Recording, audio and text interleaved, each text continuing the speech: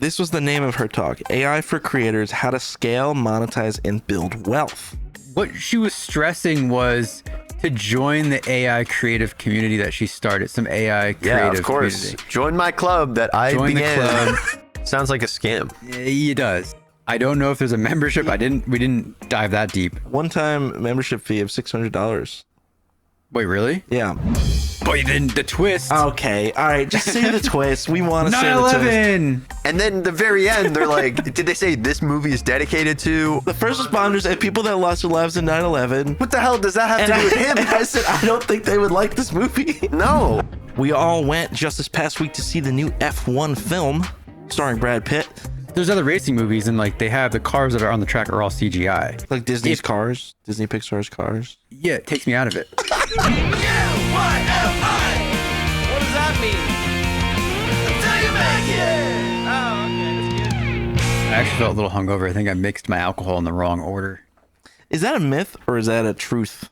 That you, what is it? Beer before liquor? Makes you sicker. No. Liquor before beer, you're in the clear. Yeah. See, I never remember because I feel like you can rhyme anything with anything. So I'm like, But that is the rhyme. I'm right? No. Beer before liquor. Never been sicker. Yeah, but you could. Oh, never been sicker. So Yeah, it rhymes. yeah, but you could also say like beer after liquor. Like you can fuck up the beginning. Like I can never remember the Yeah, but beginning. beer after liquor would be correct though, and like not getting sick. But liquor would still rhyme with sicker. So if you say it wrong, like I can never remember what it fucking is. Liquor before beer, you're in the clear.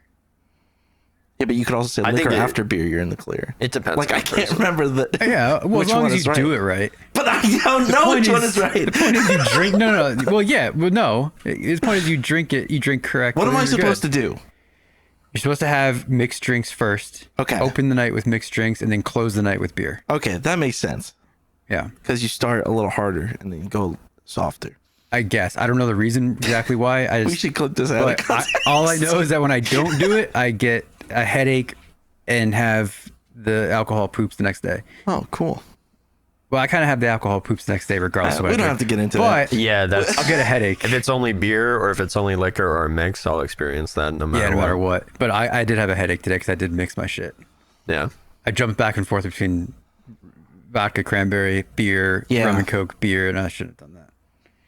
Well, anyway, we were at a film festival last night. That's what we're kind of all talking about. But let's get into the real show. And we have, as always, myself, Chris, next to me, Mr. Michael Yadvish. And normally, our friend Steve is sitting in that chair over there, producing the show. Has been for quite a while now.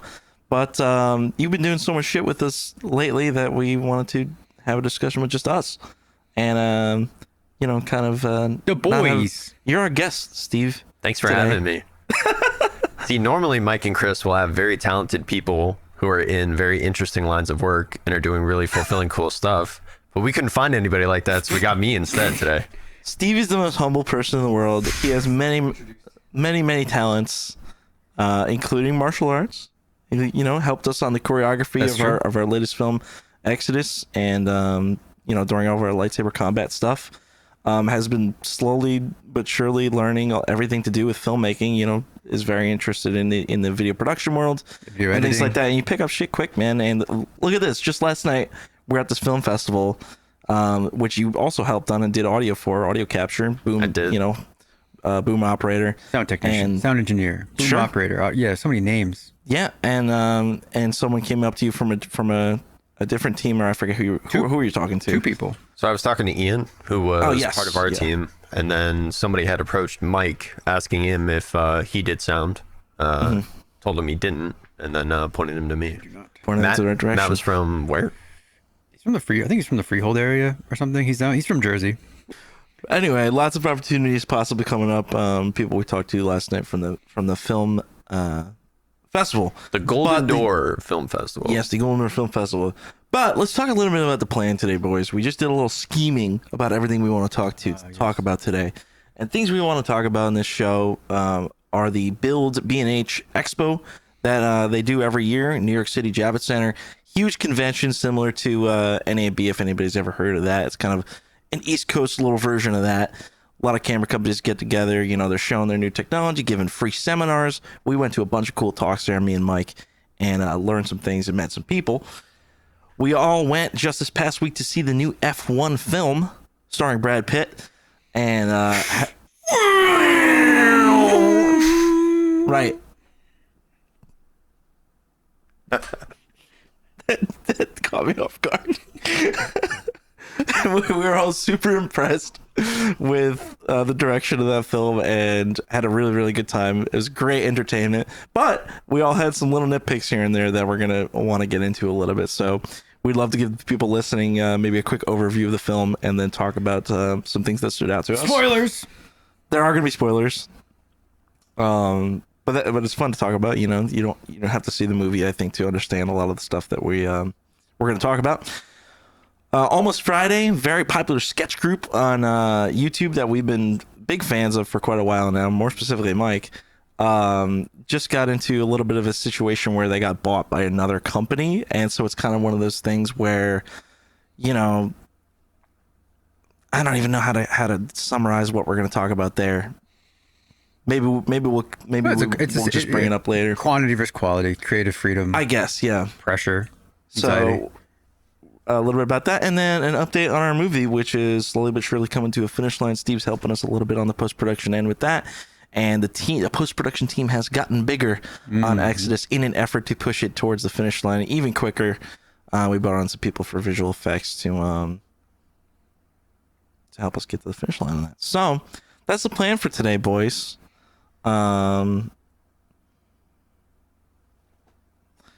Normally I'd say Steve hit one of the buttons on the thing, but we don't have anybody over there. Well, you talk about the power of networking. You're talking about the networking stuff that we did last night. That kind of goes with Build, although we didn't really network.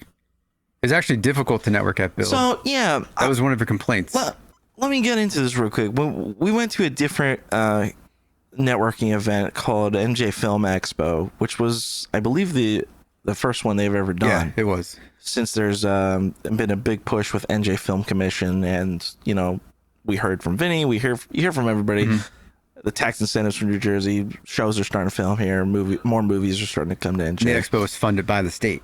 So exactly, and so yeah, it was really cool. So we went to that, and one thing that I loved about that convention and that was it was very easy to get into talks with people because everyone had on a little badge that said exactly what they do and who they are. You brought that up. Yeah. We were talking about that. So, and I just love that because you can walk around anywhere. You could just be walking around the floor and glance at someone's badge and it says cinematographer, actor, DP producer, you know, company owner, or, you know, works at X.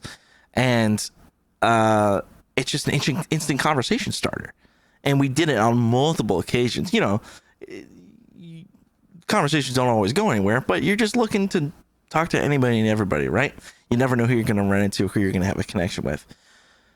And that's what NAB was as well. You know, you get to put whatever you want on your badge. So, you know, Ryan's, I think, said content creator, which, you know, that's what he's looking to get work for. So that's what he put on his badge. And it worked out because, you know, you go to talk to some of the reps for DJI or, you know, any of the camera brands, and they instantly know who you are and what you're about. And I was just sad that wasn't the case at B&H Expo. We had badges, just said our name on it. And it's like, what good is that? What was the point of the badge? What good is that? You know? And you don't need the badge to get anywhere. It's a free event. So at that point, I was walking around. I was like, damn, I didn't realize how valuable that was, that we had names and titles on our thing, because it just opened up so many discussions. You know, I'm walking around and I'm just looking at all these people. I don't know who they are. And you can still, like, people are friendly. You can go up and talk to anybody, but you can't target anybody specifically that you would want to talk to. Yeah. I would want to talk to another DP or anybody in my field. Yeah. Or directors, or, you know, or anybody from products, like product relations, you know, or like female creator relations, female 32B 130.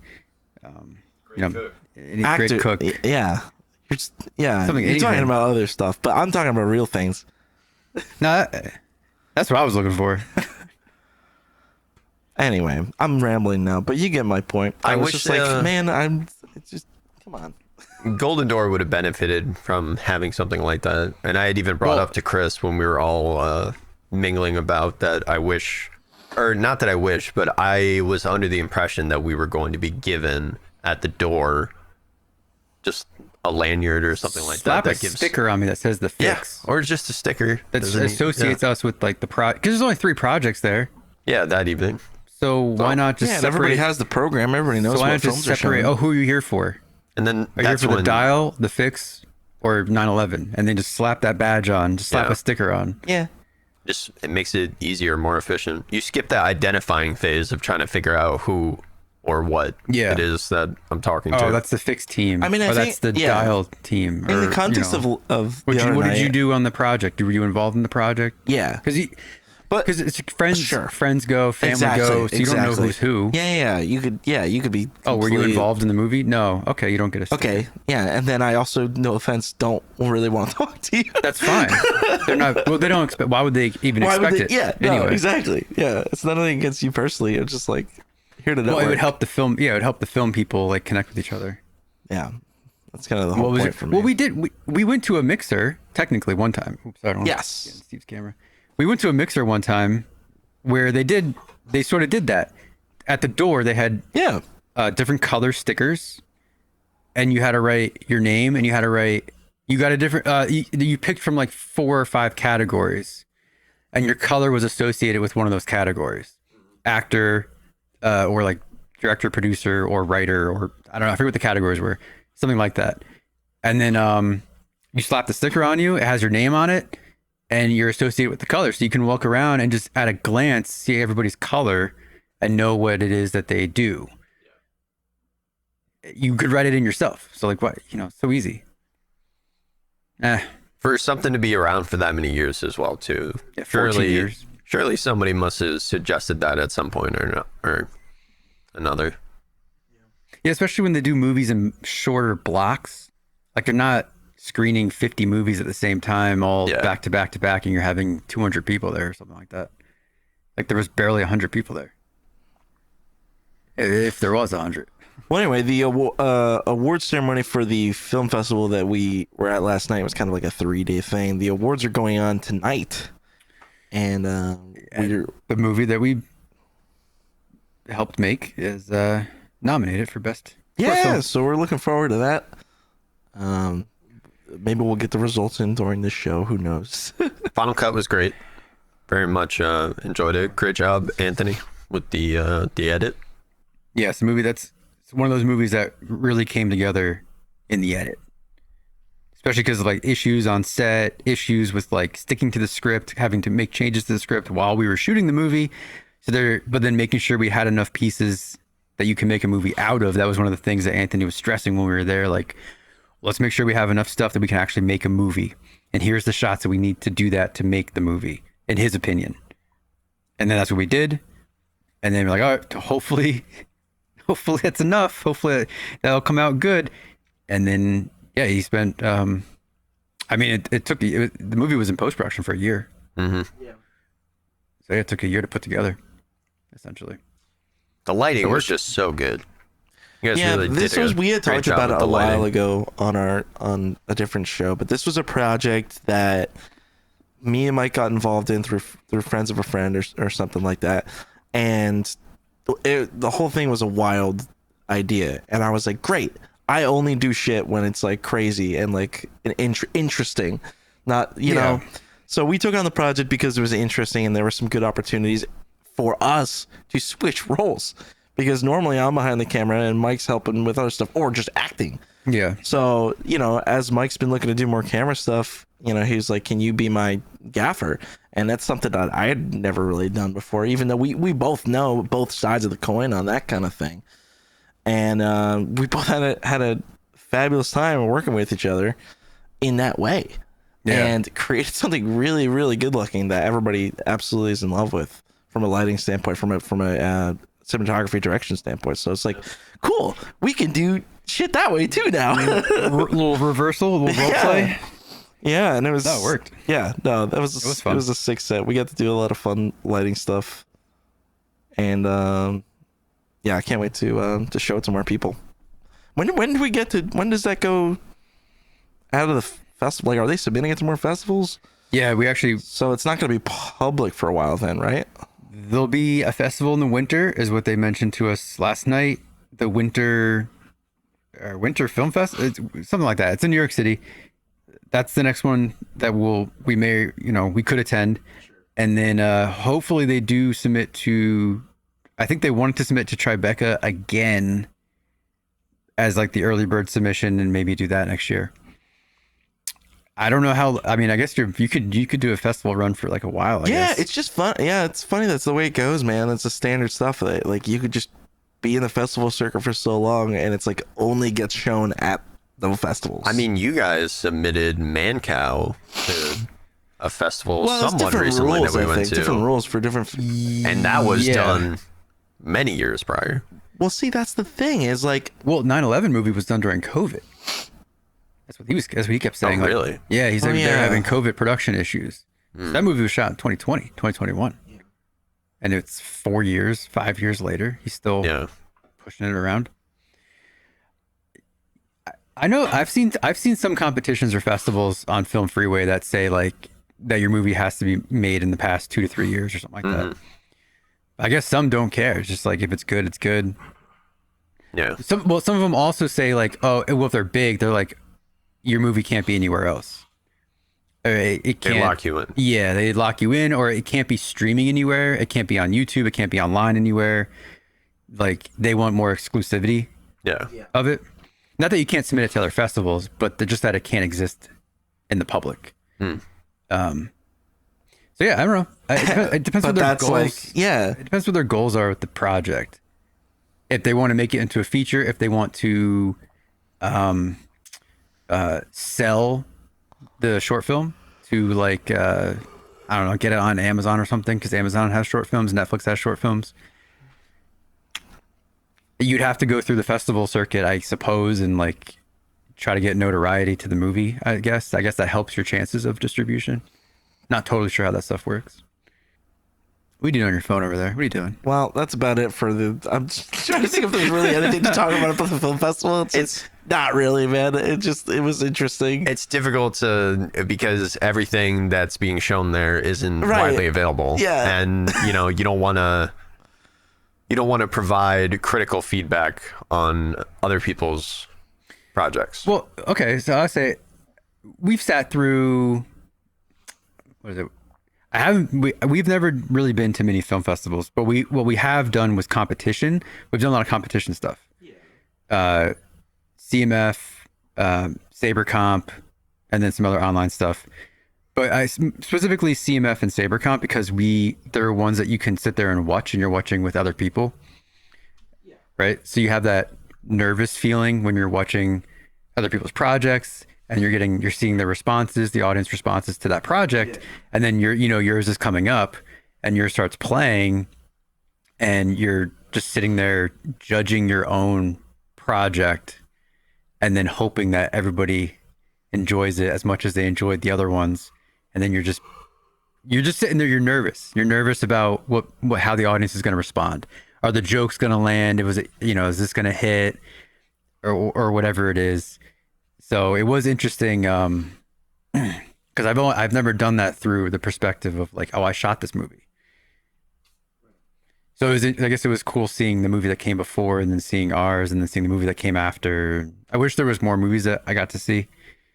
But I also didn't, as we were watching it, I didn't find myself super nitpicky over the stuff that we did. I thought everything was like pretty much fine. There wasn't many things I would really do that different. I was trying to I had mentioned it to Chris while we were watching the feature. So we had watched 2 shorts, one of them being ours, and then we also saw a feature film which was like 100 minutes. 132. That was our time block. I was trying to pay attention to the other 2. An hour 32, not 132. Yeah. the two films that weren't ours, I was trying to pay attention to the cinematography and the shots for those, just trying to pick up on what I could and like ask myself, okay, the way that they're cutting this, the way that they're framing this, would I like personally do it that way? Right. And that's as somebody that doesn't operate a camera and doesn't really have any experience doing that.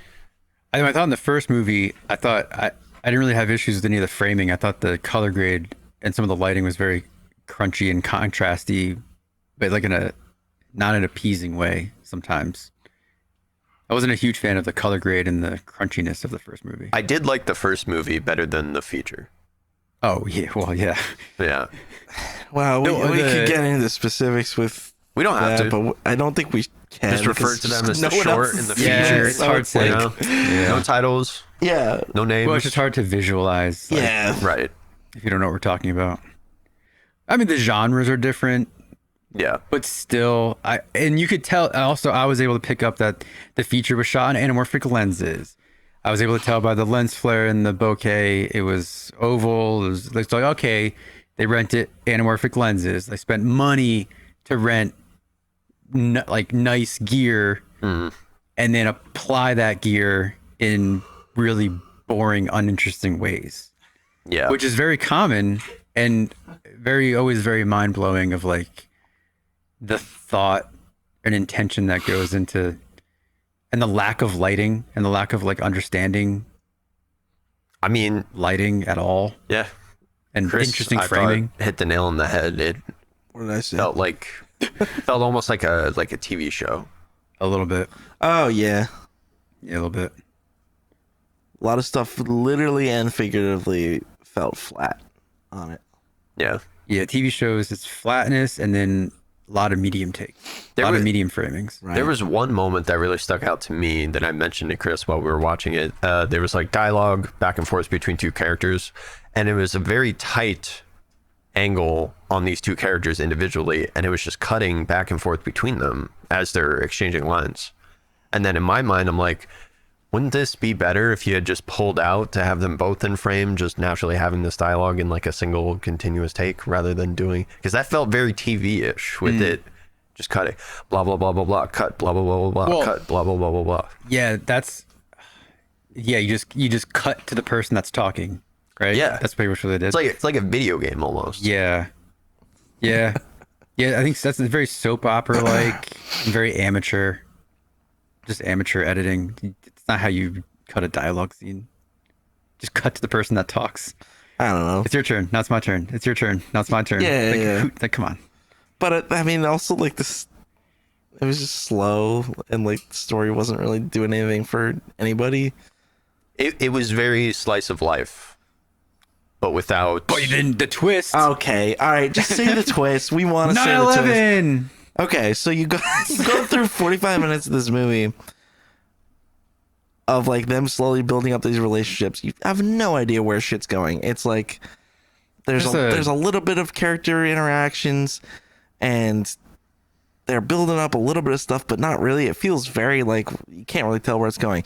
In the middle of the movie, 9/11 happens, and you find out that that's where it was going. And we spoke to the director a little bit, and did? that was.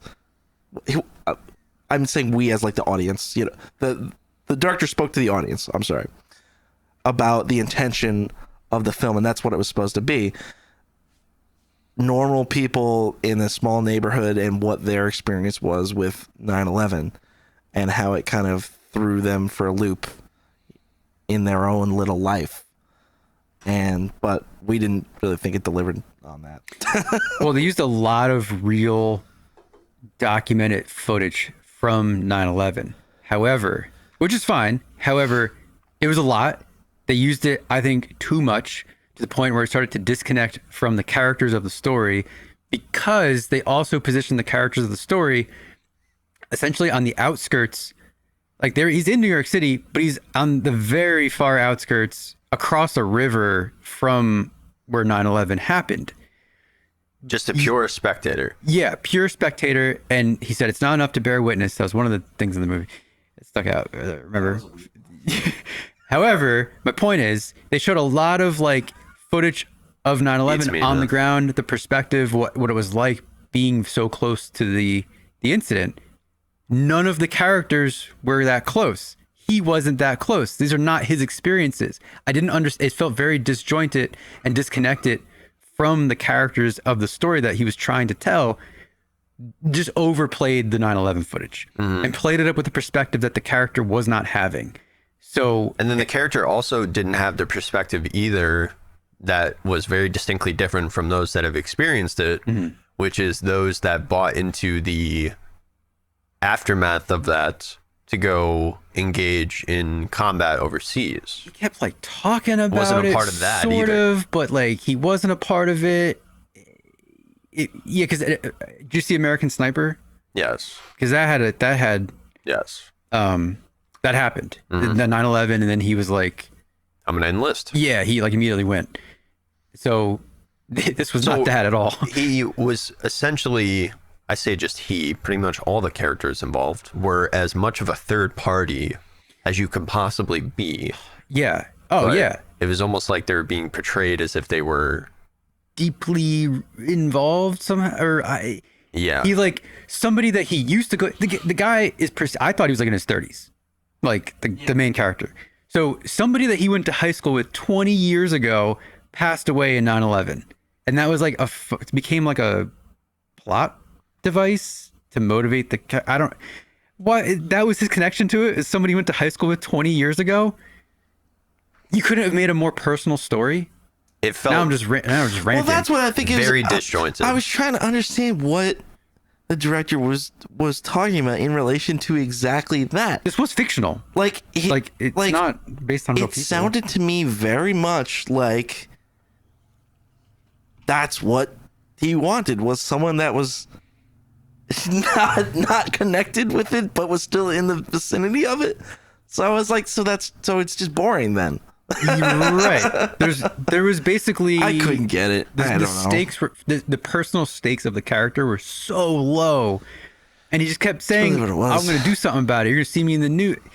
And he's like, "Oh, Osama bin Laden." He literally was though. He was literally going on like Google. on the computer. He's like, you Jeeves fucking on Ask, Saudi he was on fucks." Ask Jeeves, pulled up a picture of every terrorist. Did that even exist at the Genuinely, time? I thought it would have been a lot more compelling, and we had the same opinion. We thought it was going to go this direction, and it would have been a lot more interesting if he bought into it so much that he did go and enlist, and it did become more of not a war movie, but a war story kind of thing. And the timeline wouldn't have worked out, but if he was eventually part of the squad that did end up assassinating Osama bin Laden, I could see, I mean, yeah, that would I have could see been, it. I thought, a much better progression of characters. And, if you had gone through that whole thing quick, maybe he was overseas for a long, long time. So he finally comes back, very combat fatigued, interacting with all these people that he was interacting with in the first part of the movie. They've all moved on. A lot of time has passed. Maybe they don't even recognize him anymore. So he starts to question, was this even worth it? Yeah, maybe they don't like him anymore. But it just kind of stayed a conflictless slice of life movie from start to finish. Conflictless normal guy. I want him to go to Afghanistan, come across a cave, take shelter from a bombing, take shelter in a cave, and in that cave behind him, here's turns around, it's Osama in the cave. Playing Xbox. No. no. They have a one-on-one knife fight. They have a knife fight to the death, and he kills. Oh no, he dies. He dies, yeah. Because he died. He To gets Osama's stabbed by a blade. random. And the movie's that called happens Osama's Blade. No, the movie changes titles. The opening credits have a different title. different title? And then the ending credits have a different title. Part 2. Or no, it just go in the middle. That's what I feel like. I feel like we missed. There was a second part of the movie that we didn't get to see.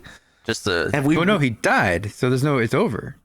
yeah, but You that's don't what I'm saying. It know. was so You don't like know, but it was anticlimactic. alluded Oh, to. dude, it was so anticlimactic. It was That was the building up, most- building up, building up, such and an then he died like a unceremonious bitch. end. They just like Just very made- weird. It's kind of like they just ran out of budget, maybe, or the director, whoever wrote it, just kind of, I don't know, just didn't know where it was going, and then just very quickly had it wrap up because that happened. It's hard to say without. I don't even know if any of this is gonna make it in the show. know. Like, And this maybe maybe COVID really affected their production, and that had a huge influence on the way that things ended up turning out. Maybe. So you try to give that benefit of the doubt, but you could only base it on what we saw. I wanted part 2, Osama's Blade. Osama's Blade.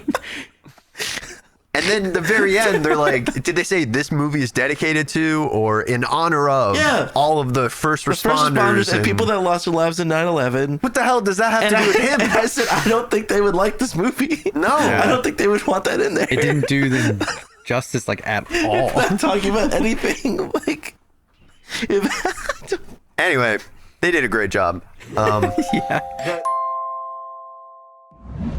We're gonna go on to what we learned from the talks at the Build B&H convention. Okay. Yes, Yeah. I wasn't a part of this. This was when. Yeah, but you have an opinion on some of it for sure. We'll tell you what we learned, and then we'll talk about it. We'll tell you the old tale of these B&H talks. So they're only going to be public, I think, next week, which is awesome for B&H for doing these. They record everything. 2 days worth of. I mean, they must have 40 or 50 talks, like an hour each. They live streamed the main stage, and that is already on YouTube, the live streams, but these were off the main stage. Creators, producers, directors. Every hour there's a talk. Every hour in every facet of production, post-production, writers, literally just anything you could think of to do with creativity. They had someone there from it. So there really is something for everybody there, I think. And we missed some great talks on the first day too. Got to kind of pay attention to see what you want to go to. Yeah, but a couple that we found interesting, and I should have looked up the name of them to put them in here. But one was basically social media focused, and it was something to do with the virality of social media and how to engage people on social media and get views and get and make your content engaging. And the other was AI focused. So the first one we went to was the social media one. And they said in the title that it had a little bit to do with filmmaking. It was kind of like a buzzword that they used in the subtitle. So that's kind of why we went. We were like, okay, what are these guys going to talk about? Who are these people? And the story behind them was that they were young creators. And this is at least what they said. They were looking to do something more with, I think, what did the one guy say, Mike? He was already successful when he was 25. Why did he start his own company? Because he was tired of chasing a paycheck from his salary job that he gets paid every week on. Apparently, maybe in the UK, you don't get paid unless you ask. I don't know. We were confused with the beginnings of their story. Fundamentally just backwards. Well, basically, they work they work at a big company that they supposedly head, and they do all the creative PR stuff, right? They work with big names, big talent to promote products, services. They work with camera brands, but they work with, I don't know what some of the other ones were, but just branded content, right? That's their big thing.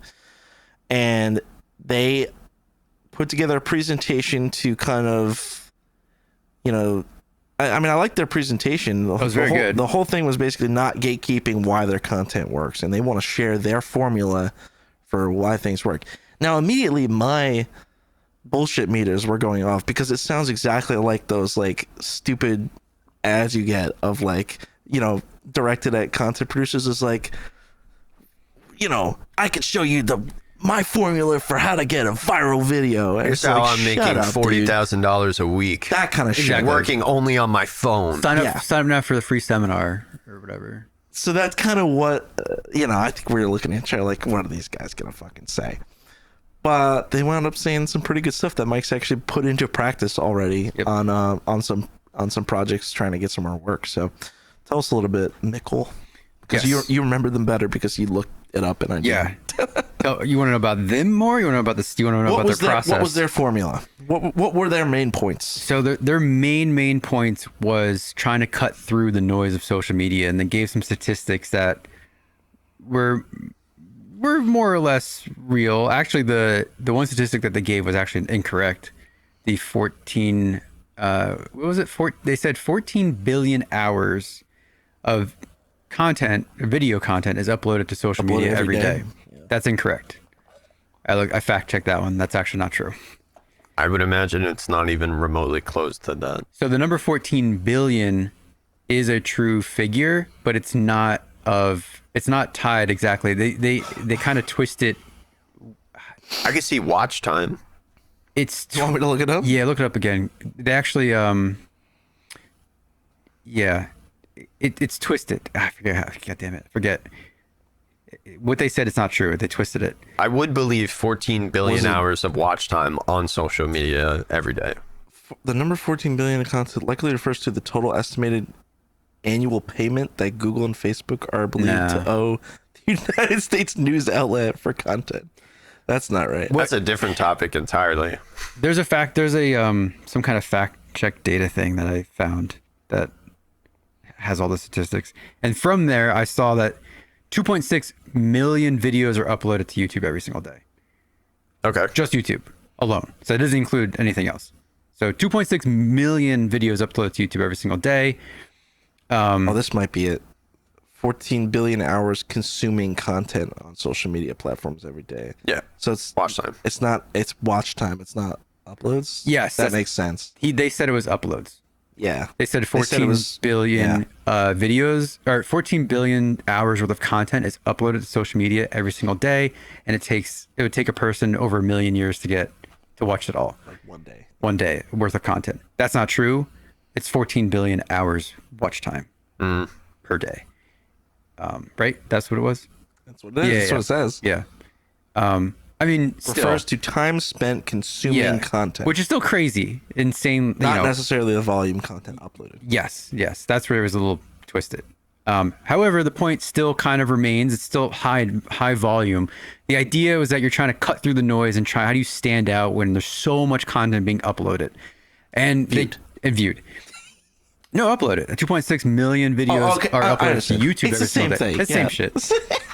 But anyway, they made a point to show you, to try to give an example of like how much an average person consumes content on their phone, or not even on their phone, just consumes video content every single day. It's like 2 hours or something that we consume every day. And actually a large portion of people don't even remember what they even consumed. So like they're factoring it up to like you even miss out on like your day, which turns into hours, which turns into years, and like you're not even remembering 7 years of your life.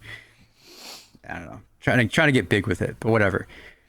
The idea was that they had a 3-pillar strategy, and why some videos connect with people versus other videos. Why do some videos get millions and millions of views and some videos just no one cares about? Why do some videos get talked about at work, get talked about with friends and stuff, and some videos don't? And they chalked it up to education, instinct, and escapism is what they called it, which they're very close to having 3 E's, but they said instinct instead of emotion for some reason, even though instinct is emotion. That's what they were trying to refer to. And they could base off 4 human emotions: fear, humor, love, and nostalgia. And basically, so when they come up with a video, when they're trying to come up with a video for a client, they just like, all right, what makes sense for the product, what makes sense for the client, and they just pick a pillar and then just kind of focus the video on that pillar. They leave a lot of the other steps out. It was kind of just the macro level idea of like, oh, it's they gave two case studies. I think it was the Shaun White snowboarding case study, which we were talking about earlier, which they used nostalgia. They had to do a video for Insta360, and they're working with Shaun White. They have 1 day to work with Shaun White. They used the pillar of instinct and nostalgia, and made a reference to Shaun White's snowboarding, the video game, and then used Insta360 to recreate the same camera angle that you have in the game. Recreated the HUD and the UI, and had Shaun kind of do some of the same moves, and they recreated the trailer almost like shot for shot almost. And that's kind of how they structured the video: a top and bottom vertical video. Game versus real life. Game versus real Is that life. available online? Oh yeah. I can see that. So that they had all the metrics. They're pretty good at like keeping track of impressions and metrics of like how some of their content did. There was another case study they did. I forget what it pulled on. But their stuff made sense to me. The education side something based on emotion, and then something based on escapism. Escapism, kind of like what Chris did for the Maldives. Okay. Sending people to a destination or it's not just travel videos, but that was kind of like the main like escapism angle is like a travel video. But you can make people, in my case, I was writing it up for healthcare. So escapism for me, if I was doing a healthcare video, could be where you could be with your family if you had that surgery. Yeah. You know, if you get your knee repaired with Dr. So-and-so, this is what your life could look like. That to me would be escapism and trying to show people, you know, what they could do. So that's what you gleamed that you're currently putting into practice. So what I did with it and took it into practice was that I wrote up a PDF of like, and I mean, I didn't feel bad. I mean, yeah, I stole from their template, but that was the point. It was a blueprint for filmmakers. It's like, oh, it's a blueprint. I'm just sharing it to be used. I'm going to use your blueprint and change things around a little bit. But basically, just using the blueprint, I was able to put it into practice and gave examples of like how this would work with like dentistry, a pain practice, a family healthcare or whatever, very specifically for the agency that I work with. And yeah, put together some pretty interesting examples of like you can combine education and humor. You can combine like fear and education. That was like for a workout thing. Right. Yeah, it's pretty neat. And I use ChatGPT to help come up with those examples and also come up with like the structure of it. So I educated, and then I worked with the AI lady, use her method in tandem with those guys to come up with those examples. So there were samples that I didn't come up with, but I taught my ChatGPT what I was doing and then said, put that into practice for this. And then it spit out that. Yeah, and I think there's an underlining tone there through all these talks that we went to, and you know, I think anything that you're watching from somebody, you kind of dissect and take the stuff that makes sense for you. You don't have to apply everything that they do because obviously you're not trying to one-for-one copy their journey or exactly what they did. Because there's some stuff that they said too that we didn't necessarily agree with or think would work for us. Yeah. But we just took the things that we know. Okay, you know, we're going to implement some of that. We're going to implement some of that. And that's what we did for the other talk too that we went to, which was the AI focused talk. And this woman talking about how she uses AI to empower all of her different businesses and things like that. Same thing. There was stuff that we didn't agree with in her talks or thought didn't make sense. But underlying points, and especially the big bullet points of these talks, I'll take those, and I think they distill a lot of their experience into those bullet points that we can apply to our own businesses. I will say that the human emotion idea does actually sound very good, and it does make me want to take that into consideration and focus for, say, like the Exodus trailers, for example, that I wasn't thinking about. Exactly. Depending on the character, thinking. one can be like a fear trailer, or like a love trailer, or which those things do exist in our movie, thank goodness. And one of the examples they did give was like Manfrotto, the tripod company. Yeah. And they're like, oh, what kind of video do you think we made? A cinematic ad? No. Not that they were against cinematic ads. You know, a lot of companies make cinematic ads for gear, just showing off the gear in a cinematic way. Yeah. But like everyone does that. And not to say you don't need that or that doesn't serve a purpose, but they were trying to get more specific and put more emotion and direction behind stuff. They combined education, escapism, and humor into one video. And the education part of it was they were teaching you how the tripod works while taking it around the world in the escapism part, and then combining that with slices of humor throughout. Okay. And some neat visual effects tricks. But they combined 3 of those things, and that was like became like their little triangle, and that was like the blueprint of how they put that video together. So it gives you a good starting point of how to start thinking about creating a video, which is all good stuff to talk about with the client, and figuring out what the direction and like, because our jobs are trying to, it depends sometimes. if a client isn't open to like letting us come up with ideas or do what we think is best, we're just being told what to do. But if we have the freedom to like pitch something and come up with ideas because they have a need and we're the problem solvers, like this is a good way to start you out. That's pretty cool. It was neat. It was neat. It came for me personally, it came at a good time. This is yearly? Or this was Yeah. a one-off? This was it is it is yearly, right? Mm-hmm. You went last year. Yeah, every year around the years same ago. time. Yeah, it's cool stuff, man. Yeah, it's cool. Actually, yeah, there was one panel that I wish we did get to go to. It was Shane Halbert, who I follow on YouTube. A DP guy, is an older guy, but he has a really good YouTube channel. And then also he was with, his name. The guy he was with, I don't know his name. Forget his name. The guy he was with was the DP of The Creator, the sci-fi movie. Oh, yeah. Didn't get a chance to see it. Really wanted to. And he is the understudy of Greg Fraser.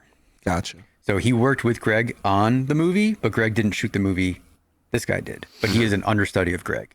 And he was there with Shane. Day one. That's the one that we missed. Gotcha. That would have been cool to see. That would have been a good one. Well, at least the talk's going to be public. That's true. We just wouldn't have been there in person That's true. to potentially ask a question Yeah. or something like that. But- And they do Q&As at the end of everyone too, which is nice. But what I was saying, I combine both things because the lady was saying, she was stressing brain dumping into ChatGPT. We keep saying lady. She's fucking famous. What the fuck was her name? I gotta look it up. Sorry. I think I have it. No, you don't have to apologize. You just don't remember her name. But I have it somewhere. I don't remember. But she was stressing brain dumping into ChatGPT, creating a PDF or book or lesson or guideline or something about the thing that you're an expert in and selling it to people. Okay, whatever. It was very Immediately motivational. Very motivational. sounds like a scam. It does. It does. It does. That's why we were so skeptical. But what it helped me take the initiative to do was take my interpretation of the social media guy's blueprint and then put that into a PDF by having ChatGPT help me put that into a PDF and then editing it and kind of refining it in a way that was digest. So I need it done very quickly, and I needed it done in order to send over to have it digested by 2 other people. So that was where I couldn't spend time writing it myself. I mean, I wrote it, but I didn't write it. If that makes sense. And I did that twice for that framework and from another 4-step framework. But she did a different talk specifically on maternity photo shoots. Oh, really? Yeah. That was like her thing. I'm trying to fucking. She basically find took the photos name of pregnant ladies and put wings on them with AI. with AI. That's like, And was like, "This is the future." she very much sounded like your mom discovering AI. She very much was the Squidward meme going, "Future, future." But I mean, some of her points did resonate. It's like, okay, your point is like, we all know about it, but not everyone is doing anything with it necessarily to like have financial freedom. Her thing was about financial freedom a little bit. Okay, And she is putting it into practice and she does have financial freedom because of it. But also not, it's also because of who she was prior. This was the name of her talk: AI for Creators: How to Scale, Monetize, and Build Wealth. Anna Brandt was her name. So you replace scale with scam. And that's what it seems like. So Anna Brandt is primarily a photographer, renowned newborn photographer of over 25 years, capturing precious moments since 1999. Taught workshops in 46 different countries, mentored photographers from 80 nations, working with celebrity clients, etc., etc. Additionally, Anna has been teaching artificial intelligence for over 2 years and shares her knowledge. She just discovered it 2 years ago. So this is the thing, yeah. Oh, the crazy thing, the absolutely it hasn't been crazy yet. thing was that as she's telling us about AI and telling us about the maternity photos and showing us photos of like pregnant people with wings, she just kind of goes into like, just kind of almost kind of randomly how when she was like 4 years old, taking care of her little baby brother when she was 4, and her mom was a stripper and her mom was out dancing, that she tried to cook a bottle for her baby brother and burned down their apartment building and had to get rescued by firefighters.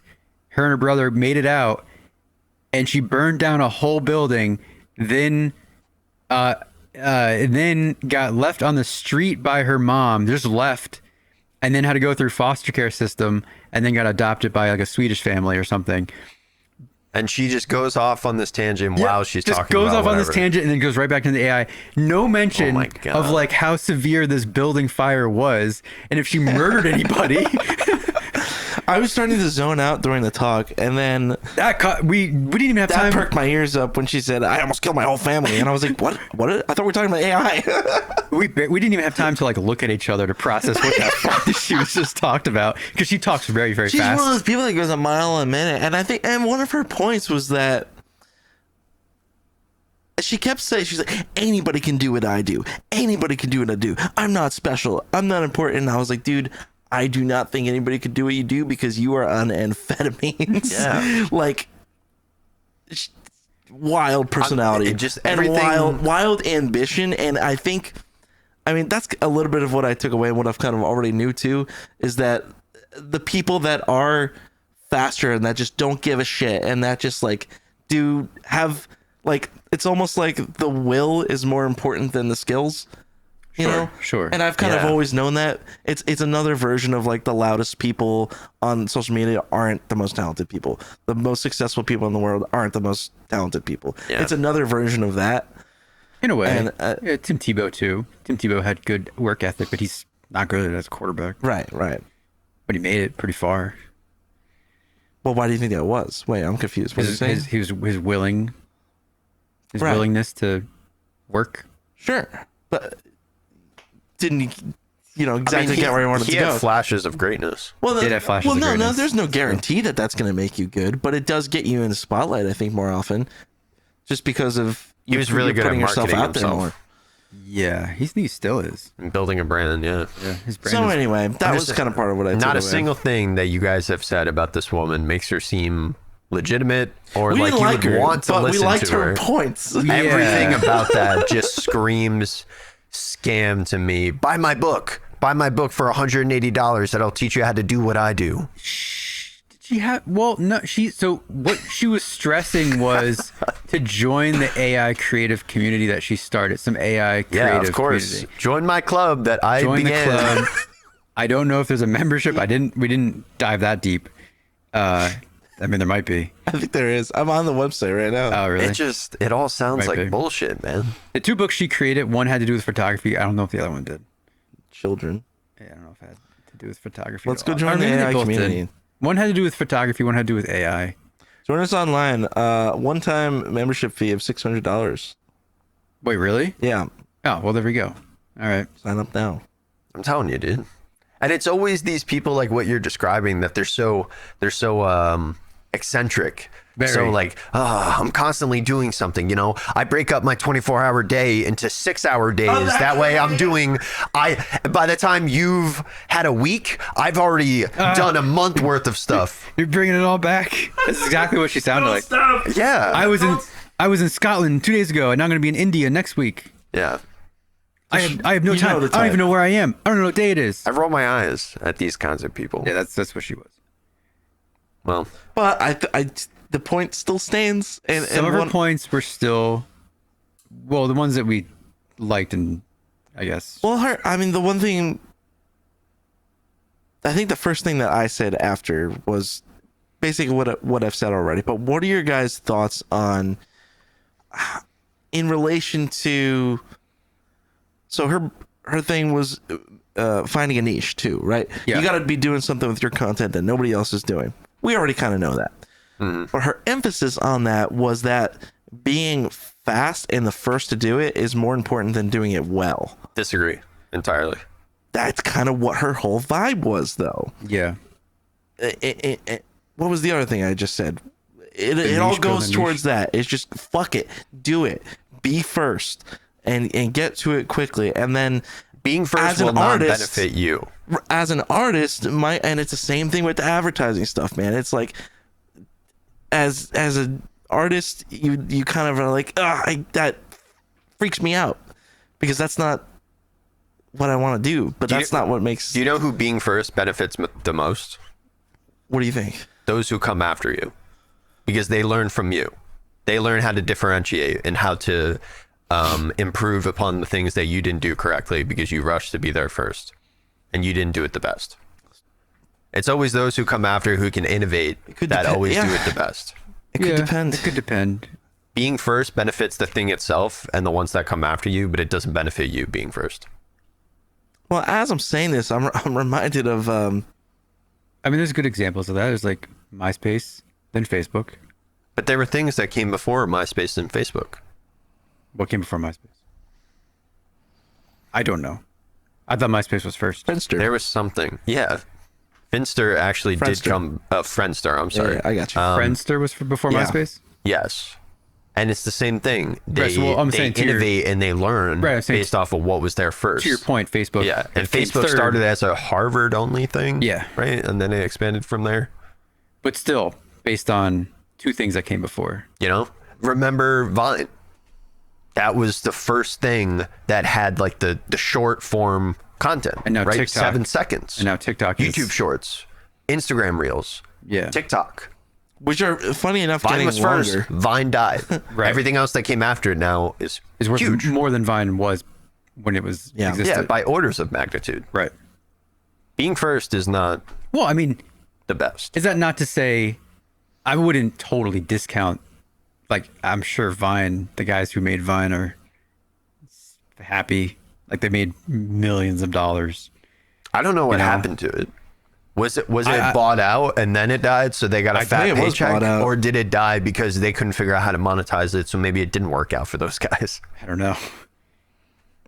Vine was bought out by Twitter in 2012.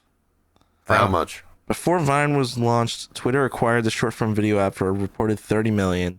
That's it? Later in 2016, Twitter decided to shut it down. Twitter just killed Vine? $30 million. What came before Twitter? Nothing? Blogs. Just blogs, just... Oh, like wait. Medium? No, Tumblr. Tumblr. Yeah, that's it. Oh, I forgot about Tumblr.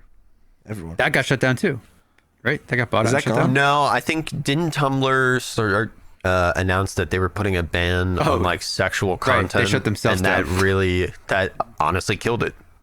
And then by the time they reverted their decision, they're like, no, wait, come back, come back. with your-" OnlyFans almost did that. Yeah, I remember that. They almost fucked themselves over. it was too late at that point. The damage was done. Well, what about OnlyFans? What came before Tumblr? No, Tumblr. Many Not before different porn OnlyFans, though. websites. OnlyFans is kind After of a first. Vine's peak. Yeah, but there's a bunch of different versions of that now, though. There's OnlyFans. There's Fansly. There's Are they arguably bigger than OnlyFans though? I don't know. I don't know Not yet, how it at works least. with that. PayPal was kind of first. Well, one of the guys that But PayPal was created by former one of the guys that guys created branched Vine off as died of an something overdose. famous to make PayPal. I don't remember what it was. Amazon was, I don't know. Did you guys hear what I said? No. No. One of the guys that created Vine died of an overdose in 2018. So that's what happened to Yeah, him. see, didn't work out for him. Now did it? See, if he wasn't So he was first. that wouldn't have happened. If he had just waited. He wouldn't have. He would have stopped. We missed a little point that I wanted to talk about with AI lady. We keep calling Yeah. her that. I forget her fucking name. Anna Brandt. Anna Brandt. Which was one of her big points about, she talked to the audience and said, all of you have an expertise or something you're good at that you're able to teach someone else. All of you, even though you think you might not, you have a personal experience in your life that you can consolidate into what she said, consolidate into a PDF and sell it on some kind of marketplace. Mike's response to that was a good point, which said if I have, something very specific that I could teach someone else, how would that person be able to find my PDF? And why wouldn't they just do the research on their own like I did? Why wouldn't they use AI to answer their question that they had? Why would they why would they not explore the free resources first before going to buy something? I think people subconsciously think to themselves that paid resources are just naturally better than free ones. That could be a good point. And you also have to make a name for yourself prior to the thing that you're trying to sell. For example, how to make a lightsaber duel. You can ask ChatGPT how to make a lightsaber duel. It'll tell you how to make how do you make a great lightsaber duel. It'll tell you something. It'll give you direction of what to do. But because we have a little bit of a following, if we were to say, this is how you make a great lightsaber duel, and then sold it to the community, it has nothing to do with the PDF. We're just selling our name and our expertise, our perceived expertise, because of the proof we have behind what we've done.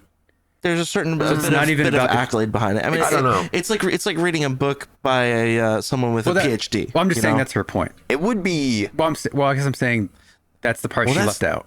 So something that I think. That's the part she left out. Yeah, exactly. That's the part she left out. Why is somebody going to trust your resources and your knowledge? You have to put your accolades behind it. Yeah, exactly. I was going to say, if you guys actually had like a Patreon, for example, right? Mm-hmm. Where on your Patreon you had a video series that breaks down how you guys do every aspect of what goes into your lightsaber films. I could see that being a very valuable resource that would be worth the money that you put behind that. Mm-hmm. Because it's very personalized to the two of you and everything that you've learned and experienced throughout the years. Things from like how we do our lighting, what kind of lenses do we use and why, framing, right. Developing choreography, right. Rotoscoping, sound design. So many different topics that you could break up into individual videos. Right. You doing special effects, you doing, 3D renders and things of that nature. Well, to her point, she would say, yes, brain dump all those things. What? You keep focusing on the brain dump into the PDF. What's her thing with that? No, that's what I'm asking. That's her point. But like, why is it brain dump into a PDF as opposed to put this into like a video catalog or something like that? Like, why does it have to be a PDF? Why are you reading text as opposed to seeing a visual example? I mean, that's a fair point. I think that's her knowledge. Her knowledge doesn't go to video, and she made that clear. She does work with a videographer, and she knows absolutely nothing about video. Because that would be worthless to people that are trying to learn the things that I was just talking about. Just reading about it. Right. What I was going to say is take those things you're talking about, brain dump those into ChatGPT, have ChatGPT. In her case, she's like, rewrite and expand. I'm trying to write a book. We would say we're writing a script or an outline for a video series. So that's what we would start off by saying. We'd brain dump those things, those elements into it, and then have it spit out a script so that we could take and then make a video series based on the script that ChatGPT gave us. And her point was that we would save X amount of time in doing it that way. And I mean, and literally nobody would even know unless we told them that, we had AI to help us make this.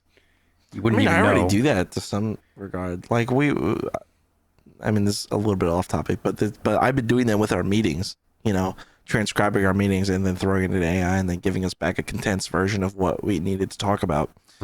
So it's just an extension of that. Yeah, part of her point was using it as a personal assistant in that regard and helping you save time. And that was part of the scaling aspect, was having you save time to produce things quicker and get things out there and stop holding in the knowledge. Stop holding on to ideas that you have. Just put them out. You know how to use the tools. Put your knowledge into the tools and make it spit out things that people would want to consume. In her case, it was a book. In her case, it was like lesson plan or PDF lesson plans. In our case, it could be a video series. And that would help us write a script without having to spend months and months writing it ourselves and coming up with it, whatever. We would just brain dump our expertise into. That was the goal. it's a fair, like, you know, we get the point. And then it's just whether it's good or not. 'Cause Yeah. AI is like, you know, I don't know. It's tricky. You wouldn't even, because you make an AI book. Can you tell it's an AI book? Maybe sometimes.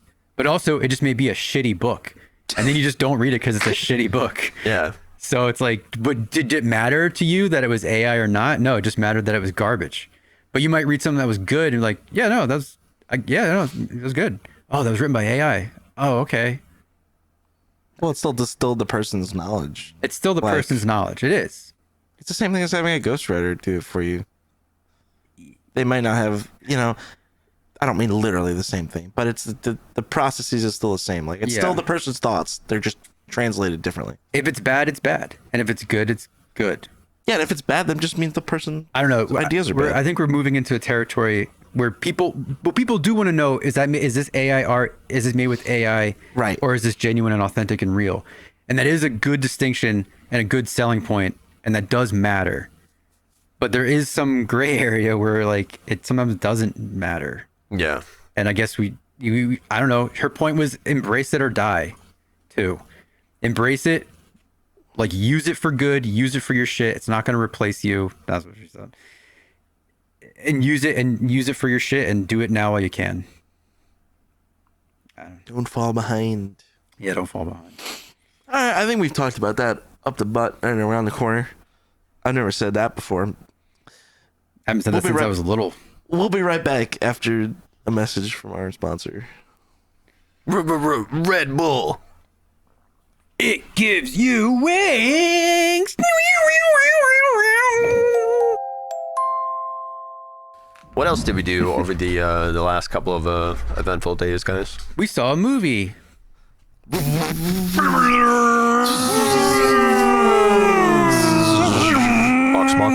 Box. 2 hours and 30 minutes of F1 content. Steve, you're a huge F1 fan. Love it. You do virtual racing even. I do. And big fan of racing in general. I used to be into NASCAR, but I'm not anymore. But Oh, really? I didn't know that always about you. enjoyed. Yeah, I was a big Jeff Gordon fan back in the day. Oh yeah. As a kid. Yep. I had a Beautiful helmet and stuff. car. It was cool. My brother Classic had a Jeff Gordon he had car back in the Eric day. had a Jeff Gordon, one of those like Fisher Price electric cars. Sure. He'd ride around Sure. as Jeff Gordon. Absolutely. That's his favorite. Yeah, we big didn't watch fan it. of all disciplines of racing: NASCAR, Formula One, IndyCar, rally racing. I'm not really that into motorcycle racing, MotoGP. Not really my thing, but Yeah, so we were all excited to see for many reasons this movie. One of the big draws from a filmmaking standpoint was just how they actually did all the filming for the cars. Because you watch the trailer, and you're like, how the hell are they doing that? Because it looks insane. yeah. Let me give so for anyone hasn't seen F1 or heard about it, we are going to be talking about a little bit of spoilers here. This is your spoiler warning This is now. spoiler warning. Pause Do the not video. watch. Skip For ahead. a quick overview of the plot, the general plot of F1 movie revolves around Sonny Hayes, a former Formula One driver, attempting a comeback after a career-altering crash. He joins a struggling F1 team, partnered with a young hotshot rookie named Joshua Pierce. JP? The movie explores their rivalry on the track and off the track as they strive to turn the team around and compete for a championship. And what do you think how it ended? Directed by Top Gun Maverick director. Yep. Name John. is escaping me. Okay. Maybe it doesn't matter. John. So it's Brad Pitt's character, Sonny Hayes, And produced by Jerry Bruckheimer.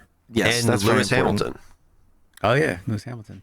Yes. Brad's Pitt character, Sonny Hayes. You think it's gonna kind of be one of those comeback stories, and it does kind of follow that track where you have the old guy with the experience, but he's maybe not a. You think he might not be as sharp as the young kid, and you think it's gonna kind of be one of those mentor relationships with the characters, and it follows that track a little bit, but we all had our own thoughts on it. Classic Bruckheimer summer blockbuster. I mean, it kind of was a classic summer blockbuster in that I feel like we like the action more than we like the story. Do we have a consensus on that? Story was serviceable, but that's Serviceable. not what you're there for. Kind of. Story is serviceable and has good payoff. So you Sure. you leave the theater feeling like happy and like it executes. It's like a little bit predictable, but it executes itself well. It has an emotional payoff. It's a classic sports plot that you've Yeah. probably seen Remember the Titans? many times before. Classic Bruckheimer.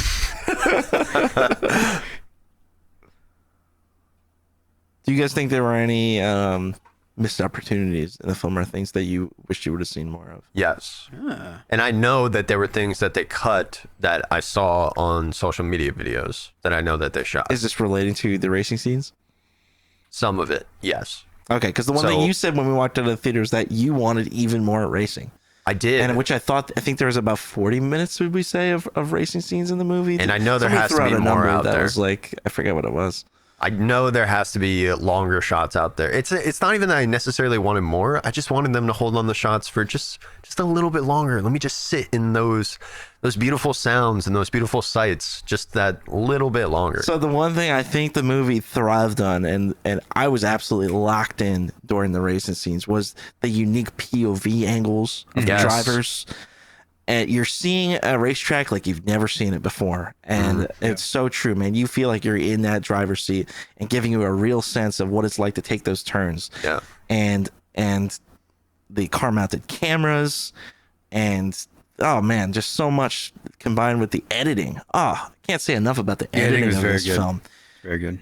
Mike, I know you were saying you were never lost. I totally agree with that. Never lost, never As, confused. as chaotic Race. as they made it seem, you were still grounded to a sense of where everyone was in a position on the track.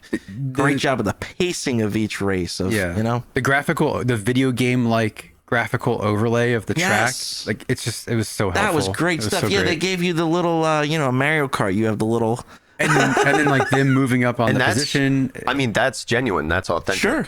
Yeah, like people like to have watch parties where they do have track overlays because every car has a transponder in it, which is what's used for the timing table that's on the left side of the okay. screen when you're watching. Yep. And it also transmits to the team from their pit box down the pit straight, which lets them know where their car is. And that's how they can translate information to the driver through the race engineer, which is like, oh, okay, double yellows in sector 2, maybe turns 11 and 12 because somebody has run off track or they spun or they had an engine failure or something like that. So it feels gamey, but that is Formula One. So No, it was very helpful. And I just want to answer your question go about ahead. what do you. So I really liked the aspects of Formula One that I felt like I was learning, which was in the movie it was the tires. I felt like that was like the one thing that they put pretty heavy importance on the tires, and always having that where they kept saying, "Oh, this is the plan. We're gonna go medium soft hard or hard soft hard or whatever it was." I felt that was very interesting, whether it was like real or not. It is. It felt like it was real. It felt like I was learning something about F1. And I know briefly from you talking about F1 is that is it for every race they do qualifying races? Yes, not qualifying races. So how qualifying works in Formula One is they have Q1, Q2, Q3. You have a certain amount of time, a ticking clock that's counting down from, I think it's 15 minutes per qualifying session, 15 to 10 minutes or something like that in Q3. During that time, drivers are free to leave the pit lane and try to run a lap at fastest speed you can. At the end of Q1, if a driver starts their lap, by the time the time expires, they're allowed to finish the lap.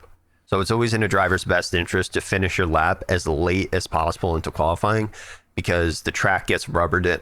Because as tires start to wear, rubber is laid down on the track, which gives you more mechanical grip, allowing you to go faster, right? After Q1, 5 slowest drivers are eliminated. Rinse and repeat. Now it's the top 15 for Q2, right?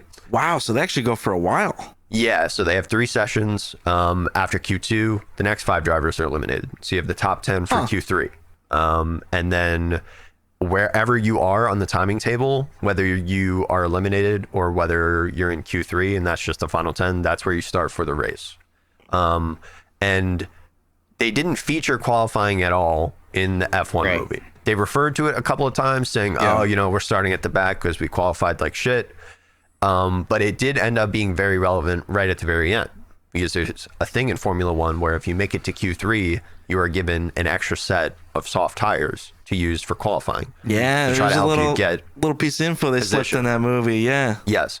So if you don't make it to Q3, you don't have access to those tires for qualifying, but you do have access to them for the race, which is what ended up being really relevant to Apex GP right at the very end. So that, I think that was one thing where I understand. I guess I understand why they would cut out, because they went 9 races, and to have like to show the qualifying of those races, I guess would pad the time of the movie by too much. Right. Yeah. But I also felt like, I feel like that's a big part of F1. It is. It definitely And you is. kind of just glossed over it. Certain tracks, it's very difficult to overtake compared to other ones. And Yeah. track position is king. There is really never a situation where you would rather be starting anywhere else other than pole position, P1. So it would have been nice. Well, so I guess that would have been nice to have some of the races broken up. Maybe like, oh, you're just going to show the races, and then maybe one of the races, the importance is on the pole position, and that like makes that's a big factor. In I don't know. It would have, Because dirty air is a real thing. they talk And about that too, right? That was a Yeah. big plot point in the movie as well too. How they made their car competitive was to compete with dirty air, which is like one of the biggest problems in Formula One right now. Dirty air is just a tremendous amount of heat and turbulent air that comes out of the back of Formula One cars. Higher temperatures means your tires wear out faster. So if you're directly following somebody from behind, it's keeping your engine hotter, right? Which makes it so that that doesn't work at peak performance. It overheats your tires, which just makes it so much harder to overtake. To the point, and Formula One also has like the DRS system, which was that flap that you see drop at the back of the cars. Yeah. Which when air is going through that, because when the flap is up, it's creating a ton of drag, which slows you down. They only have it on straights. You can't do it in corners, and you have to be within a second of the car ahead of you as you cross the DRS detection line to unlock that. So their big plot point was that they developed an upgrade which allowed them to really compete with the dirty air. So they built a car for combat. I saw That's one of the- I saw people saying online that was very unrealistic. What was It definitely Well, was. Steve, you pointed that out, Steve. the part? Yeah. And people argued that the part that was unrealistic was that if a team did that, It would be the wing. It would not be the side pods. If a team changed the design of the race car to try and get an advantage, but then it also had that big of an advantage that the movie portrayed it as. Exactly. The other teams would have adjusted. right, it was like a little bit of a goof. They didn't show other teams adjusting. And also the time frame for them putting out that upgrade was definitely Like 2 unrealistic. weeks. Literally, Yeah. she's already developing a different upgrade package. Brad Pitt comes to her and he's like, hey, I want you to scrap that. I want you to focus on an upgrade to the car that's going to be tackling this thing instead. They get it out extremely quickly. And normally upgrades come in packages. You have like a bunch of small upgrades that you're putting on the car all at once. It's not like this one be all end all thing that now suddenly makes us a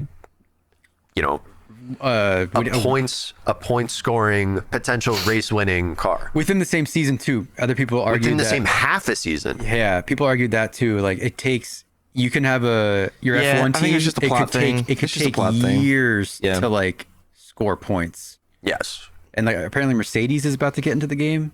Mercedes is already in the They're game. already in the game? You're thinking of Cadillac. Okay. Yeah. There will be a 11th, much like Apex Racing, there's going to be an 11th team for Formula One next year, which is going to be Cadillac with, I believe, Andretti. And the expectation is like, oh, they probably won't even score points until like 2020 or 2030 or something. It's like that's like normal. Yeah, and part of For a new like team. a pitch to become a new team on Formula One is you have to show to Formula One, the body, as well as the FIA, that here's our, multi-year long plan, how we think we're going to become competitive, and what our timeline is for hitting certain milestones. So I don't think it's realistic that Formula One can force a team to sell if they haven't won in 3 years. I don't think that's a thing. Do you think that was an artificial plot point for the movie? Potentially, Yeah, to get some stakes. Yeah, for the Formula One purists, the more you think about things, the more Hollywood ish. Yeah. It definitely was. Hollywood embellishment. But Plot I don't think that embellishment. took away from my enjoyment or like how fun I thought the movie was. Yeah. Yeah. But it's definitely not one of those movies where you want to think about things like too hard. Well, speaking of fun, do you guys want to hear some fun facts about F1? Sure. In fact, I wish I would have looked this up at the beginning of the conversation, because this is some stuff that we talked about, but I didn't really know the The scale. movie of. or F1? The film. The film F1 was filmed during real Grand Prix weekends. Key racing sequences were shot live at actual F1 events. The British Grand Prix, Silverstone. the Yellowstone was on there, Suzuka, Las Vegas, and many others. Actors drove real race cars. Brad Pitt and Damson Idris underwent serious training to handle modified F2 cars, reaching speeds of up to 300 kilometers per hour. And what was the other line Now, about? Pitt I'm gonna- wait, hang on. Let me just. We knew that. We let knew me those let me things. understate that with. Mark that Pitt, fact down, Pitt and though. Idris underwent rigorous training. Pitt drove over 6,000 miles in F2 machinery before graduating to an actual McLaren F1 car. Who? Pitt, both of them. Oh wow, that's cool. Yeah, that's They drove 6,000 miles. what it says. That's This is a IndieWire article. I don't know how much driving they actually did because I For the remember film? Or for the yes film? for the film because the shots where it's you see them actually like physically turning the wheel and it looks like they're driving the car. My understanding was that their modified F2 car, it had 2 seats. Yeah. That's So- a Top Gun Okay. Maverick style. Yeah, so you had the actual driver in that front seat and then Right. the camera angle is on obviously them. Yeah, in the backseat. And that's when you see them actually driving, not when it's just like just their head. They left room on the frame to show that, like, this is real. Like Yeah. to show the cars behind or to show the cars in front. Yeah, that makes sense. That's how they tackled Top Gun. That might also be true. Maybe they did actually genuinely drive the cars as well. I mean, that's cool. That's the same maybe thing. in the beginning they were doing the dual seat kind of thing. Yeah. Well, they probably did the dual seat throughout. That's the safety. You can't let Brad Pitt drive his own F2 car. I mean, it's a safety thing and it's also like a money thing. You know what I mean? Yeah, but Right. this cites it as hands-on preparation. for the actors. preparation. That's like when actors go through like gun training and stuff. Exactly. And a lot of what you saw JP doing during like the physical training, that's all real. Like the oxygen mask he was wearing when he was running hard on the treadmill, teams do that with all their drivers because they have very sophisticated sensors that can tell them pretty much everything your body is doing when you're wearing those masks. And you're Wow. say when he was wearing the head harness and they're Yeah. pulling his neck, they genuinely can take like 50 kilograms of force on their necks. Makes my neck hurt, dude. And they have like Formula One drivers have some of the strongest necks out of like any I've athletes heard out that, there. yeah. Because the amount of G forces that they take going through high speed turns is pretty insane. We're talking like 4 to 5 Gs over like a very short period of time, and doing it, for laps upon laps upon laps. Drivers lose, I forget how many pounds over the course of one race. Damn. Now, all this preparation and all these special things they had to do to make this movie happen comes with a caveat of a budget of anywhere in the neighborhood of $200 to $300 million. And for reference, some other films such as like Avengers Endgame is $350 million budget. We're getting into huge territory with the budget of this And film. Marvel has recently announced that they're going to be toning back the budgets of their films because go. of how bad Thunderbolts did. Good. Anyway, a lot of money went into this shit. A lot of And reshoots, Mike was telling us Yeah, about as apparently, well. apparently that's like there's did you also find like out? written budget of like 200 to 300. Supposedly it's more than that, and they had a lot of reshoots, and that was like kind of what ballooned the budget a lot. too. Interesting. Did you have a favorite shot or style of shot during like the racing scenes or something like that you really enjoyed? I never got sick of those whip pans. That I've just never seen them before, and I Yeah. thought it was going to be overused, but every time I have it, I was like, "That's so cool." Yeah. Yeah. See, it gives you a great scope of the track, and then also, like, going back to the driver. Like, I don't know, it gave me a really, really cool perspective that I just didn't expect to love as much as I did. So I really love those shots, and That opening drone shot was really cool. I actually think about the editing. Oh, wait, at Daytona 24? Yeah, it starts Those off. I can't looked really remember cool. the, It starts off as a very wide drone, and it goes down all the way in to like you're next to Brad Pitt and he's driving the car. Yeah. Oh yeah, I think I remember what you're talking about. I don't know exactly how they did that. I really liked during race starts when they had like the almost like a GoPro like first person POV Yeah. when you're looking like through the visor at them handling the wheel with all the traffic going on around them. And then I also really liked, I think my absolute favorite one was, I don't know what you call that angle, where it was like elevated above the car because it was probably attached to like the engine cover at the top on the back. That I thought was the best angle, which is very reminiscent of like what the camera angle is like when you're playing the F1 games. Oh, okay. Yeah. That's cool. Um, Yeah, no, God, it was so good. I editing just was wanted more stellar. racing. The racing shots were stellar. It's stuff you've never seen before. Sound was great.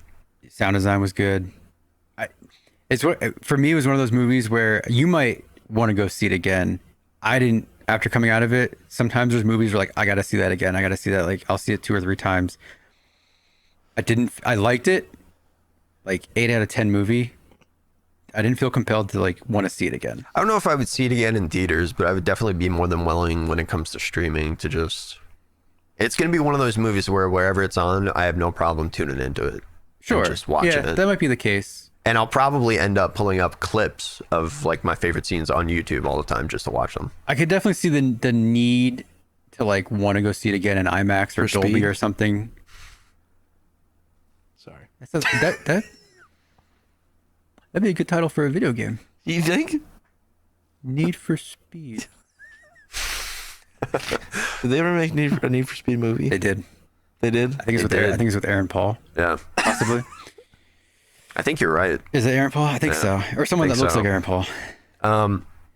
Yeah, I didn't feel compelled. Well, I could see like if you'd want to see the movie again in IMAX or Dolby for like the driving shots or something. I don't know. It just wasn't a movie for me where I care to see it again. And I feel like seeing it at home would be less impactful because it was very cool. I guess it depends on what your setup is. If you have like a nice surround sound setup, Yeah. you got a big screen, you know. Yeah, it depends what you got because the story's not fantastic. It's serviceable. So I mean, is it the greatest movie of all time? No, not even close. Is it a movie that has done things that have never been done before? Yes, Yeah. it is. Yeah, And for was it very entertaining and fun and enjoyable? And did I have a smile on my face during a lot of these scenes? like Yes, most to all Bruckheimer of that. movies, yes. Yeah, classic Bruckheimer. Oh, the other thing was speaking of things that are never done. I mean, this is starting to be done more and more, but it was another film that utilized iPhones for some stuff. Some of the stuff you saw was from an iPhone. Okay. Really? Yep. So this says It was definitely Why? probably not many, but it says just to the nature of rigging and mounting. Oh, in the cars. Yeah, yeah. Because they couldn't get the cameras in the cars That's what I'm because it's too thinking. big. So Some of that POV I mean, stuff might have there's been a lot iPhone. of use of which we start to see a lot more of the Top Gun style stuff too, where they take the sensor off and it's detached from the camera body. Yeah. So there's some of that stuff, but this says even some iPhones were used I thought it was really cool what they for did extreme with in-car angles, Interesting. and I loved them. They were great. and it is Apple's movie, so They That's did a lot yeah. of the digital re-rendering and reskinning in this movie that they did in Maverick as well too. Do you remember the shot in Maverick when it looked like it was like 5 planes really tight in like a downward line formation when they were going in? I never saw Top Gun Maverick. Oh, oh, you didn't want to have seen it then? do you know I the saw. shot I I'm kind of talking remember what about? you're talking about. Yeah. It's literally 5 planes that look like they're like almost directly on top of Yeah, each other yeah. in like a layered formation. So that was actually just one plane that they just Oh, they just They duplicate it? yes. Oh, that's funny. Oh God, that's And funny. I thought it was cool how they had and I mentioned it to you guys after we watched it. They had cameras mounted on the Alpine team, and then they reskinned the Alpine cars from the Yeah. footage to be the Apex GP car during a lot of those shots and stuff. Yeah, that's crazy. That's really cool. That movie had a lot of invisible because that movie could have been really cheesy if they like, It was cheesy in a lot of ways. well no I mean like overusing CGI and having CGI cars race each other and shit. I thought the worst moment of CGI in the whole movie was when JP had his crash and that car was tumbling through the air. That looked Oh really? I thought like was bad see- CGI to me. But Honest- just the shot where he was flipping through the air, and that was it. Yeah. was he flipping this way? Just when he was tumbling really it was a very quick shot. Yeah. Okay. But it stuck out to me. I was like, that didn't look very good. I was too excited. No, well, I was saying like didn't you pay could, attention. because there's other racing movies and like they have the cars that are on the track are all CGI, and like they're just CGI cars driving around, Yeah. and like I feel like Like Disney's If- cars, if- Disney Pixar's cars. yeah, it takes me out of it. I'm not immersed at all because I can see that they're cartoons. I think I think the headlights should have been the eyes. and the grills probably should have been the mouth. I thought The what? the grill of the car Oh, should have been the Ooh, mouth. yeah. Where is the mouth? in the on the On the hood? No, It's the grill, Like Mike said, the grill. the grill. Oh, you said it should have been the mouth. It shouldn't have been the mouth. What are you saying? It should in F1. It should have been the mouth. Like the wing should have been the Should have mouth. been the mouth. Yes. And like the tire should have been the eyes. No. No. The headlights. No. That's stupid. God, There are That's no stupid. headlights. No, they don't it's have stupid. headlights. You put them on. Put them in. We talked about this briefly, of the antagonist in the third act, right? Yeah. That of how late it came and how it didn't quite do much That for, felt like for a all of reshoot us. for me. It felt a little shoot. forced. Yeah. I don't know how much I want to get into it, but a general thing for me on the film was that I feel like people liked him too quickly. I feel like maybe Like two? Sonny. I feel like people were on board with Sonny a little bit. Like I would have Which- liked to seen a little more. Which people? More The- antagonists. The team and the public.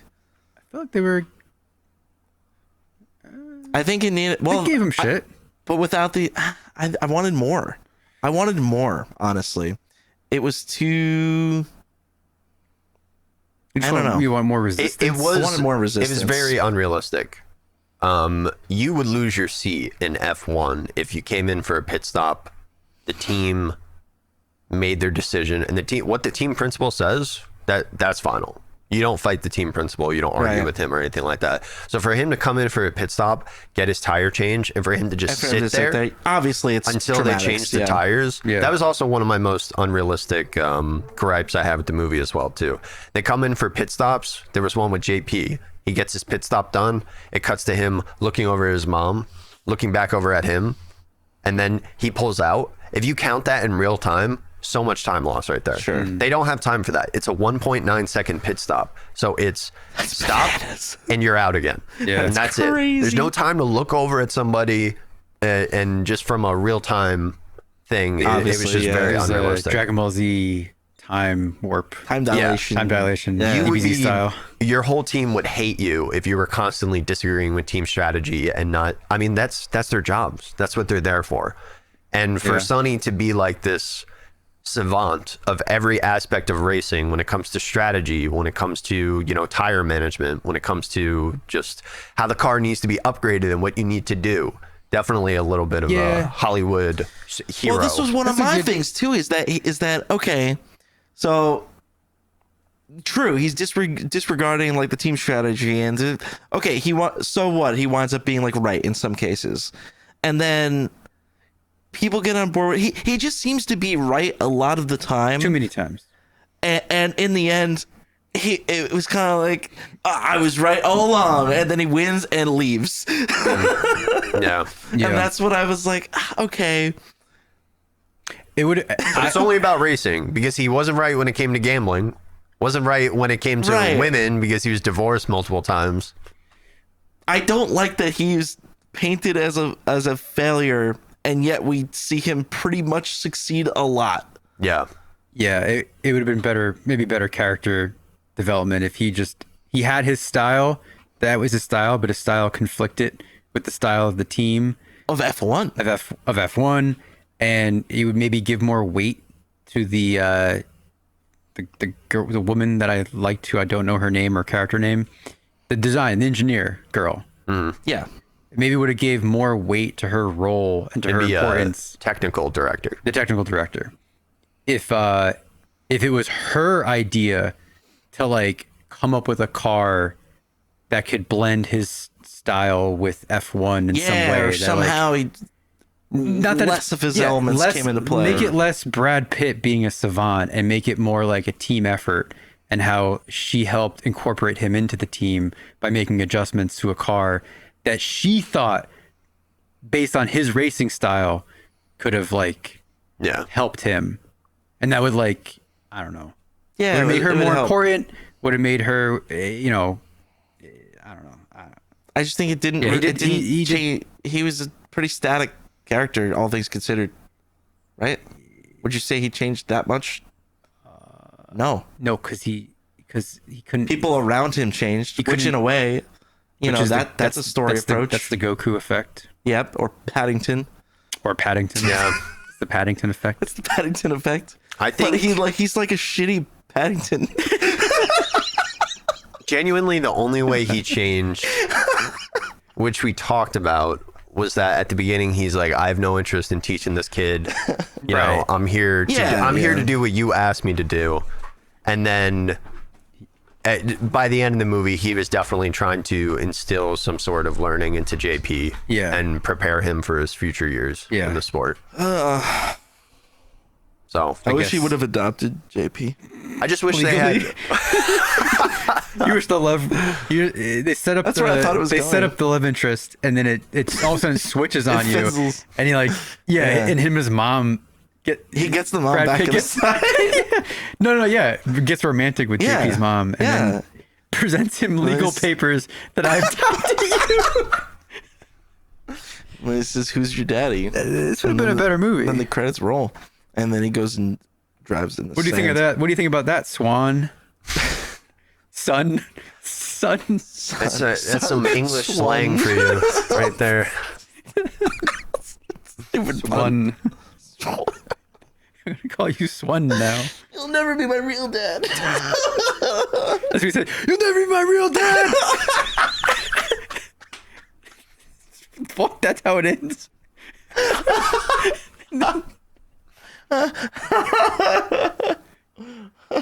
Father and son racing too.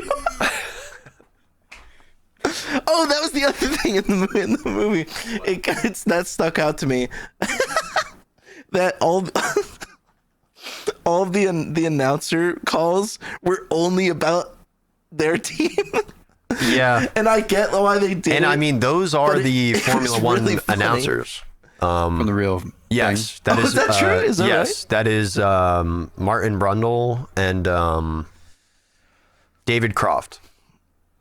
I just They like were the idea. I don't think I heard. Very forced. Very forced and locked in on what Sonny was doing And at all it's times. a shame we didn't because hear one thing about like another like team. You know they what I'm have. saying? Yeah. They genuinely. Go ahead. I'm sorry. No, it's alright. I was just frustrated with Yeah, it because no, it, I understand. it felt like they were Yeah. narrating what we were saying too Yeah. much, yeah. and it didn't feel like a natural part of the And race. That's all I'll say. I think what they were saying was definitely to cater to the people who don't know Formula One at all. And I've never I seen the think sport. that's kinda They're what like, I said, Oh, yeah. Brad Pitt What I racing movie. meant. That And it- seems cool. I want to go see And that. it was early on in the movie too, where it was like very forced and Yes. heavy-handed. They were better towards the end, Yeah. which I think speaks to how long it took them to shoot this thing.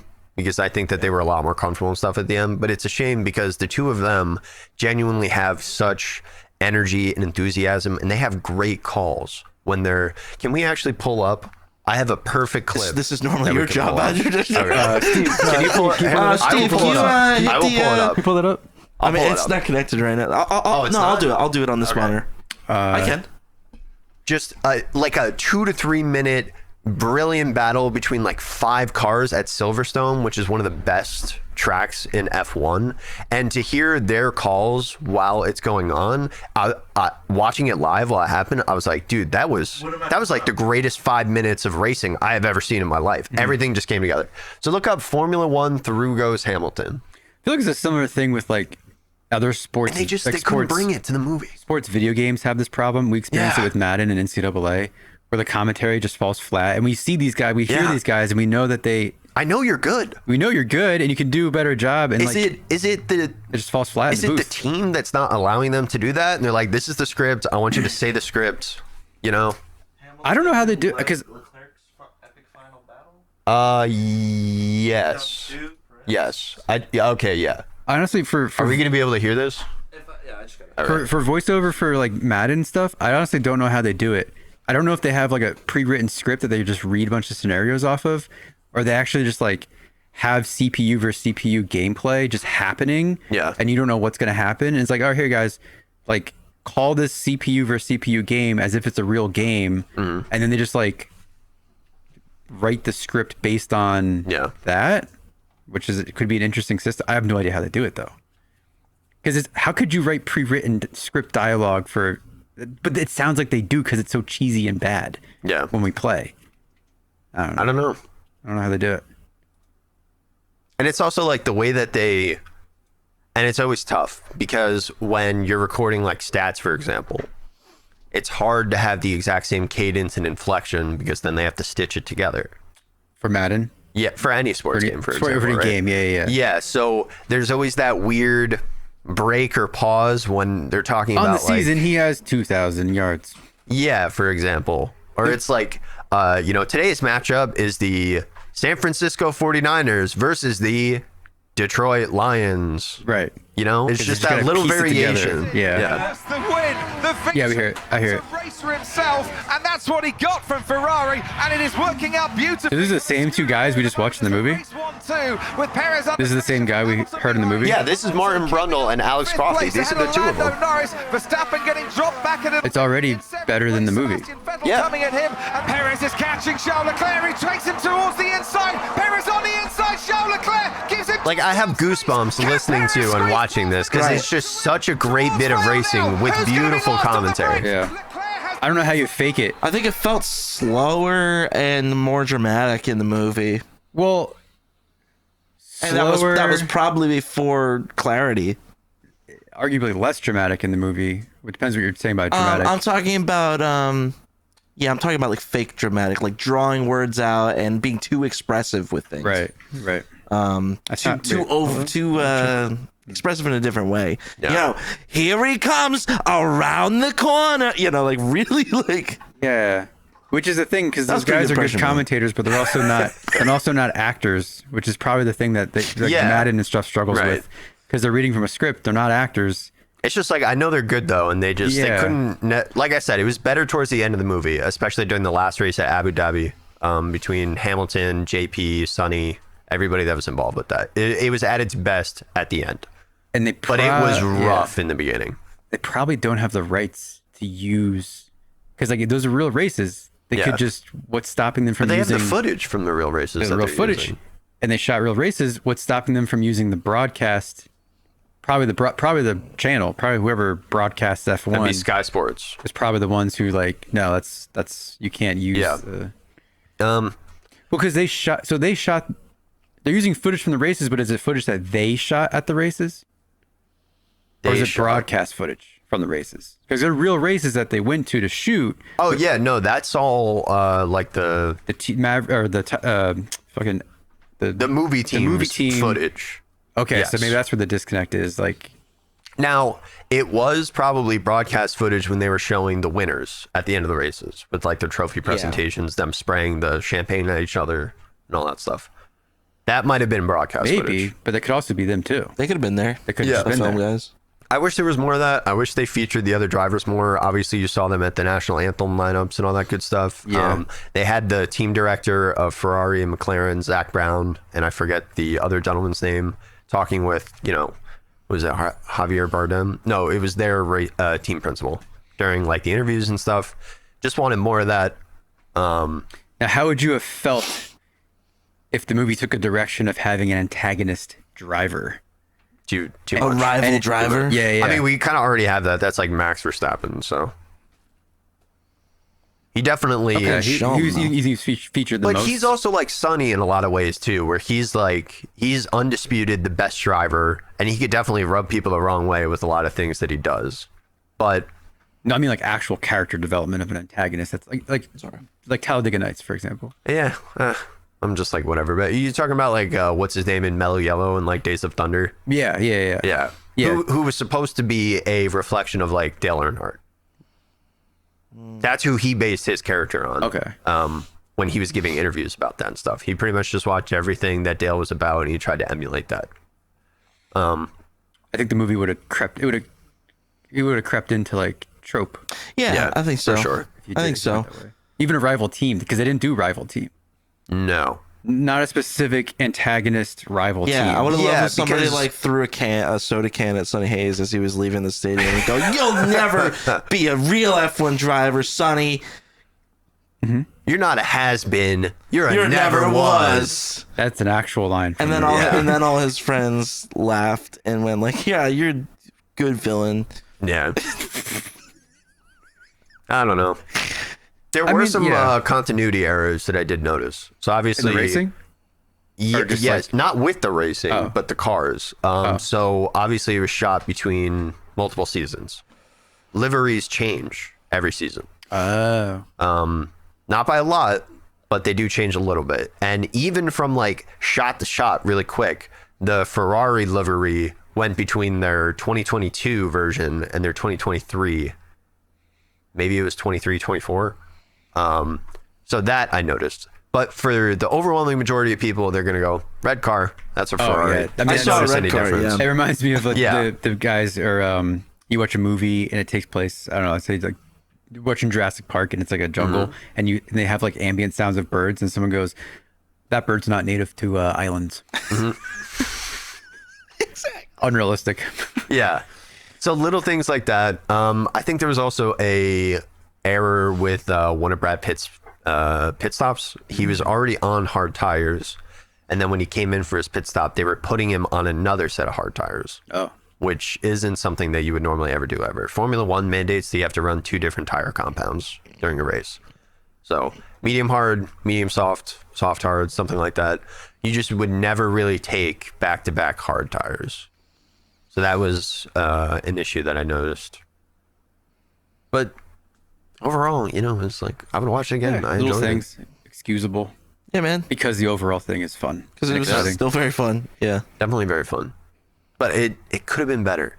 it could have been better. There was, that's anything though. There was a post on social media. Do you remember Brad Pitt's crash in Las Vegas that put him in the hospital No. Yeah. Real life. No, in the in the movie? movie. Oh my god. You were there. I wasn't there. So when that crash happened, because he didn't have his card, right? He was Crash. driving angry. Oh yeah. The second Yeah, the he crash got happened, mad. it just cut to him in the hospital, I right? don't remember.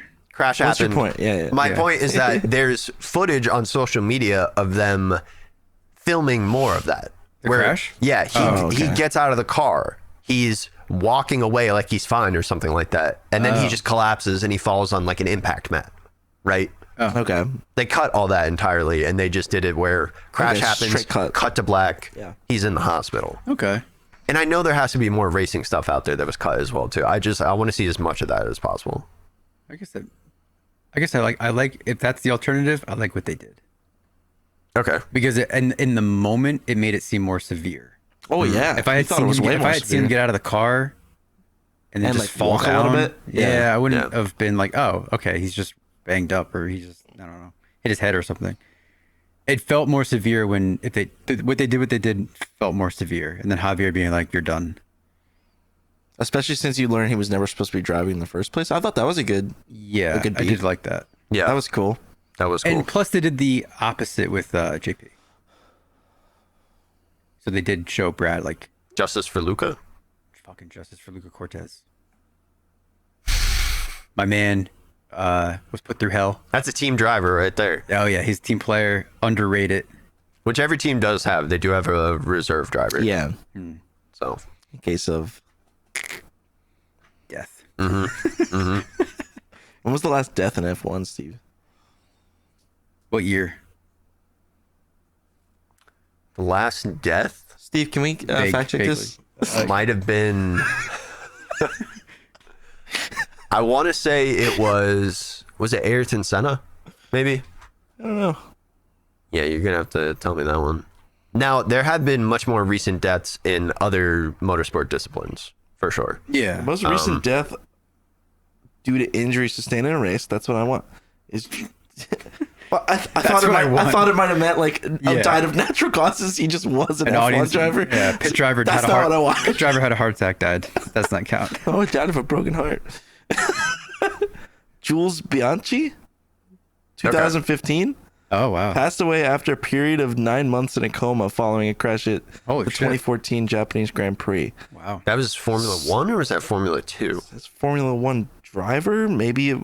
Oh, maybe it wasn't in Formula Maybe- One. I but don't know. He was a Formula One driver. Yeah, I don't know.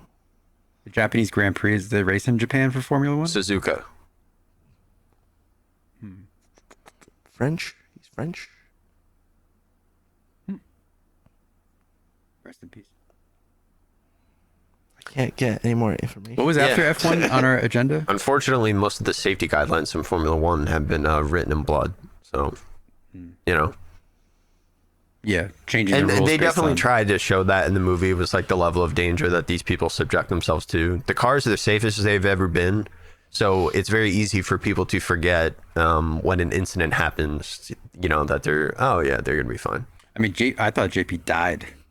Oh, Yeah. yeah, I thought he was dead. I thought he was dead. In If that you guys crash. haven't said, I know Natalie brought it up, but Roman Grosjean's incident in Formula One was one of the craziest things I've ever seen in my life. And it is unfathomable to think that he somehow Can we watch survived it? that. Yeah, we can. Is it It's definitely- similar it's to? on You said it was YouTube. similar to JP's. Very similar. He just burnt his hands a little bit. Yeah.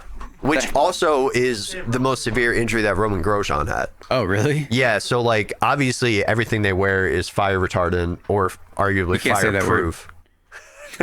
Oh, it's in my recommended. I'm sorry, fire challenged. Fire challenged. Yeah, that one right there. Now, if you want to, can you actually go back and go to the Drive to Survive version, because it gives you radio while you're engaging with the. Yeah, there you go. This is perfect. Perfect.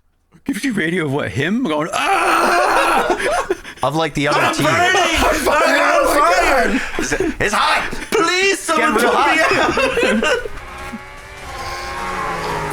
Oh. Oh. Fuck.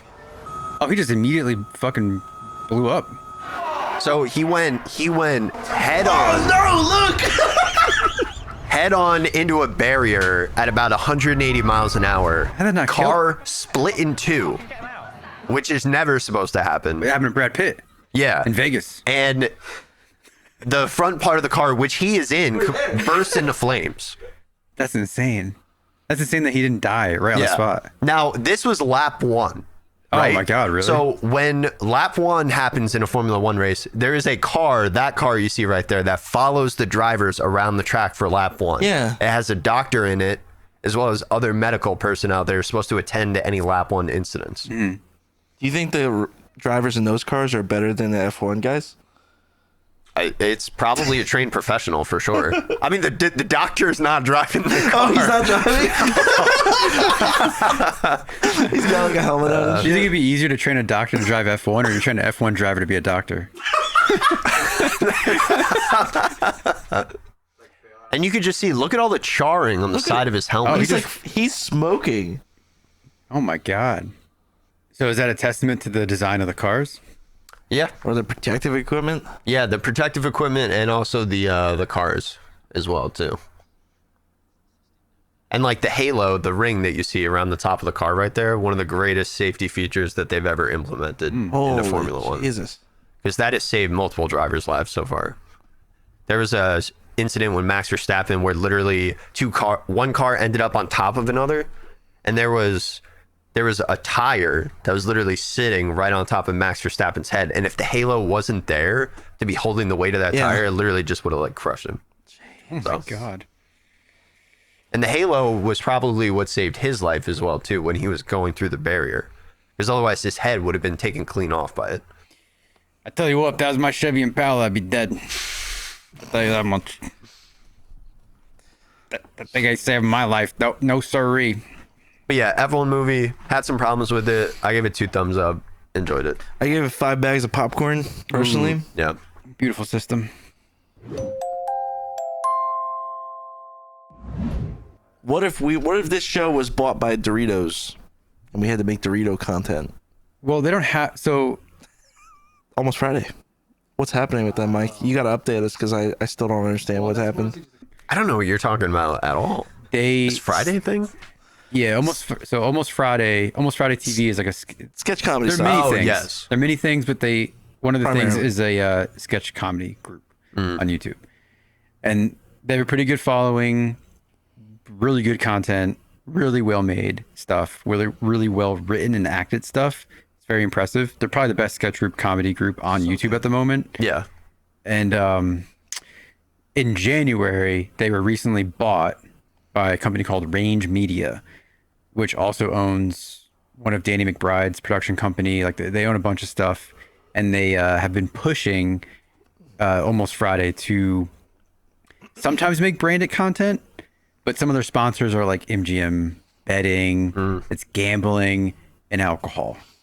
And they were always, I mean, they Almost Friday TV spawns from Friday Beers, which is a meme account on Instagram. So it spawns from that. So alcohol isn't like a foreign thing to their demographic and stuff. But now at the end of every sketch, they're pushing MGM betting app or some kind of sleazy thing. And it only came out recently that one of the actors, one of the talent who's part of the writing team and part of the acting team, talked about on social media in a story post about his anxiety with having to produce a long form content or a long form video every single week and 2 to 3 shorts every single week. When before it was taking, they would do like 1 a month. Yeah. That's crazy. And now they're forced by Range to do every single week, and they have been, and now they're hit or miss on these sketches. Some are still good, but sometimes they're not good. And it's just like, but you go from churning, because we also follow Joel Haver. I don't know if you know what Joel Haver is. Yeah. Oh yeah. Yeah. You know his animations. You are the one from my dreams. Right. so good. But Joel's independent. He works with he works with brands. He works with like Elder Scrolls, or he's worked with Elden Ring, and stuff. But he's not owned by anybody. He does his own thing.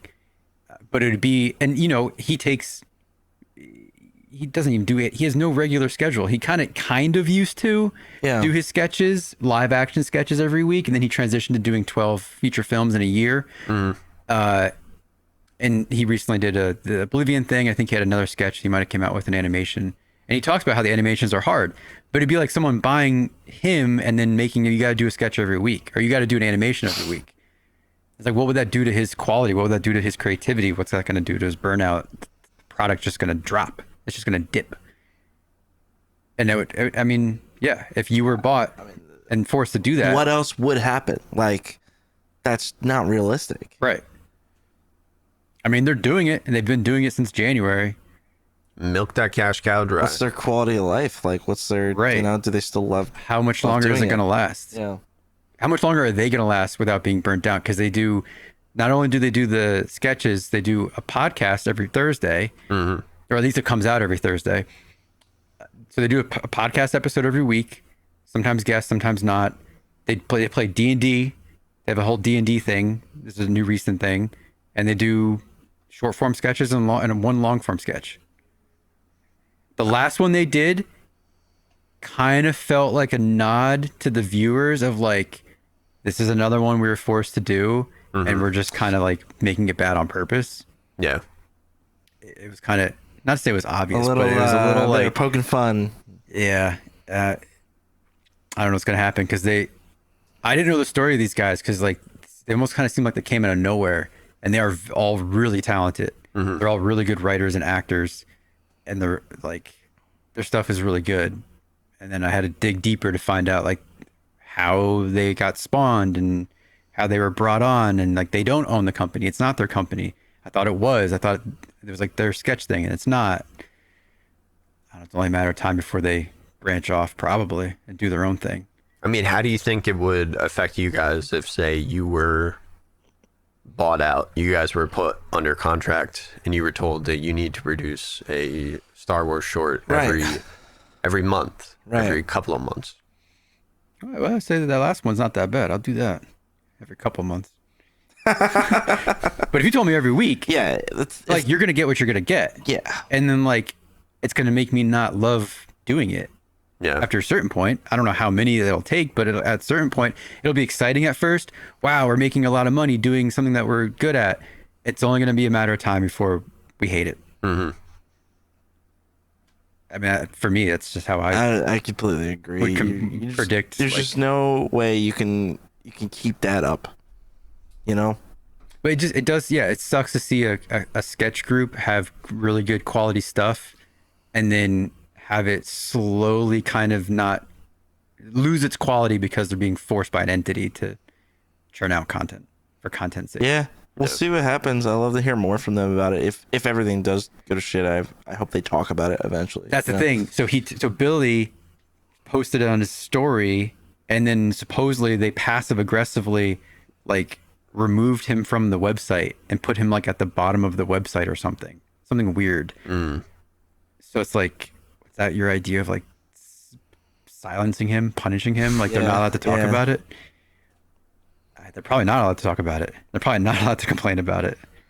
I heard Joel talk on a podcast recently. He said something that gave me a little more insight into his style. Have you ever watched any of his long form films? No, 'Cause I have not. I've never finished one. They're not really my vibe. A lot of Yeah. people like them, and I can't get past a lot of the low production value stuff. And he knows it. He knows it too. Okay. And it was him talking about that style, and he said the main thing, I think an exact quote from him is he said, I discovered very quickly that anytime I try to bring lights onto a set, it adds 5 hours to a production day. And I just can't have that flexibility with the amount of stuff I have in my brain that I want to do. So he said, so he sacrifices that for flexibility and just does as much as he can with just His camera. phone, basically, you know, or camera. Yeah. He used to use a Blackmagic. I'm not sure what he used. Yeah. Whatever it is. So I was like, okay, Yeah. I get what he's saying, man. I understand it. I'm just not the kind of person that can consume that media. Right. So You gotta Well, make sacrifices somewhere. We care more about bringing the lights. We care about those things more than the other things that he cares about, I guess. yeah, it's just, yeah. But the fact that he's just so like, he must have at least some resources to be able to do that stuff and still chooses not to now with his following. That's a good point. That would be my question. Well, he had no problem putting a pause on his channel. Well, pause. Yeah. He did 12 feature films in a year. He's only releasing 12 videos in a year. I mean, He no was- amount of money is going to allow you to produce something super, super high quality with doing a feature film in a month. Well, that's what. Yeah. Yeah, that's Yeah, he exactly did what he one a meant. He month, has yeah. so much to produce that he wants to produce that he can't slow down. Well, I was arguing that he did slow down, technically. Well, at least Within that year, he I'm was doing saying. sketches every week on short form sketches every week prior to the feature film stuff. And that was like his thing. He's like, he was trying to really release content and do a sketch every week. Right. It was mostly live action. He was doing it with like Trent and Yeah. some other people. So, but then he stopped all that. So he had the resources to like live because he stopped making regular content, which means you stopped making as much revenue as he was. Right. I mean, maybe next year he'll do only 6 feature films. Spend 2 months making a feature. Yeah, I mean, and he Maybe. talks, and a lot of his stuff is improv, from what I hear. Oh, really? Yeah. I mean, I wonder how much of it is improv and how much of it is writing, because that's so much story to make. But, Yeah. But yeah, I watch some of the things that it can be loose, you know? I don't know. They don't click with me. They don't click with me. It's very, I don't even know how to describe it. We should try and sit down and watch one, though. No, I think it's. I can't comment. I think that's what it Haven't is. seen I think it's just too loose. It's too loose in the script. It's too loose in the shooting style. It's too loose in the dialogue. It's just too loose. I mean, does it make you question at that point then? Like, what was the point of Maybe the point is just Making to it then. be able to do it. Just doing it, I guess maybe is the point. I don't know. I would love to watch one and then get his thoughts on what he was trying to say with the film or why he made it. You know, Yeah. I wonder what the purpose is behind it. I think he talked a little bit about it with the Almost Friday guys because he was on there 2 weeks ago too. But That might have been what I saw a I think clip it might from. have been it. He didn't dive too much into like about them though. Anyway, story for another day, perhaps. Anyway, Guys, yep. I think that about thanks for does it, having man. me. Thanks This for was coming, fun. Steve. It's nice to be on this side of the couch as opposed to over Is it there. good to be in a chair? Is it good to be in the on the black couch? on the Yeah. on the couch of destiny? Yeah, man, it was good. I've had a lot of fun doing shit with you guys this week. It's been honestly a blast. Yeah, but fun week. This episode is brought to you by Doritos. Suicide flavor. No, what was it? Yeah, no, death penalty. Death penalty flavored. The triangle of death. That's pretty good. Thank you. They're little triangles. Death by, well, they have death by chocolate. So you can have death by cheese. Who has death by chocolate? I don't know, it's just like a thing. It's just like a dessert. Who has death by chocolate? I'm right.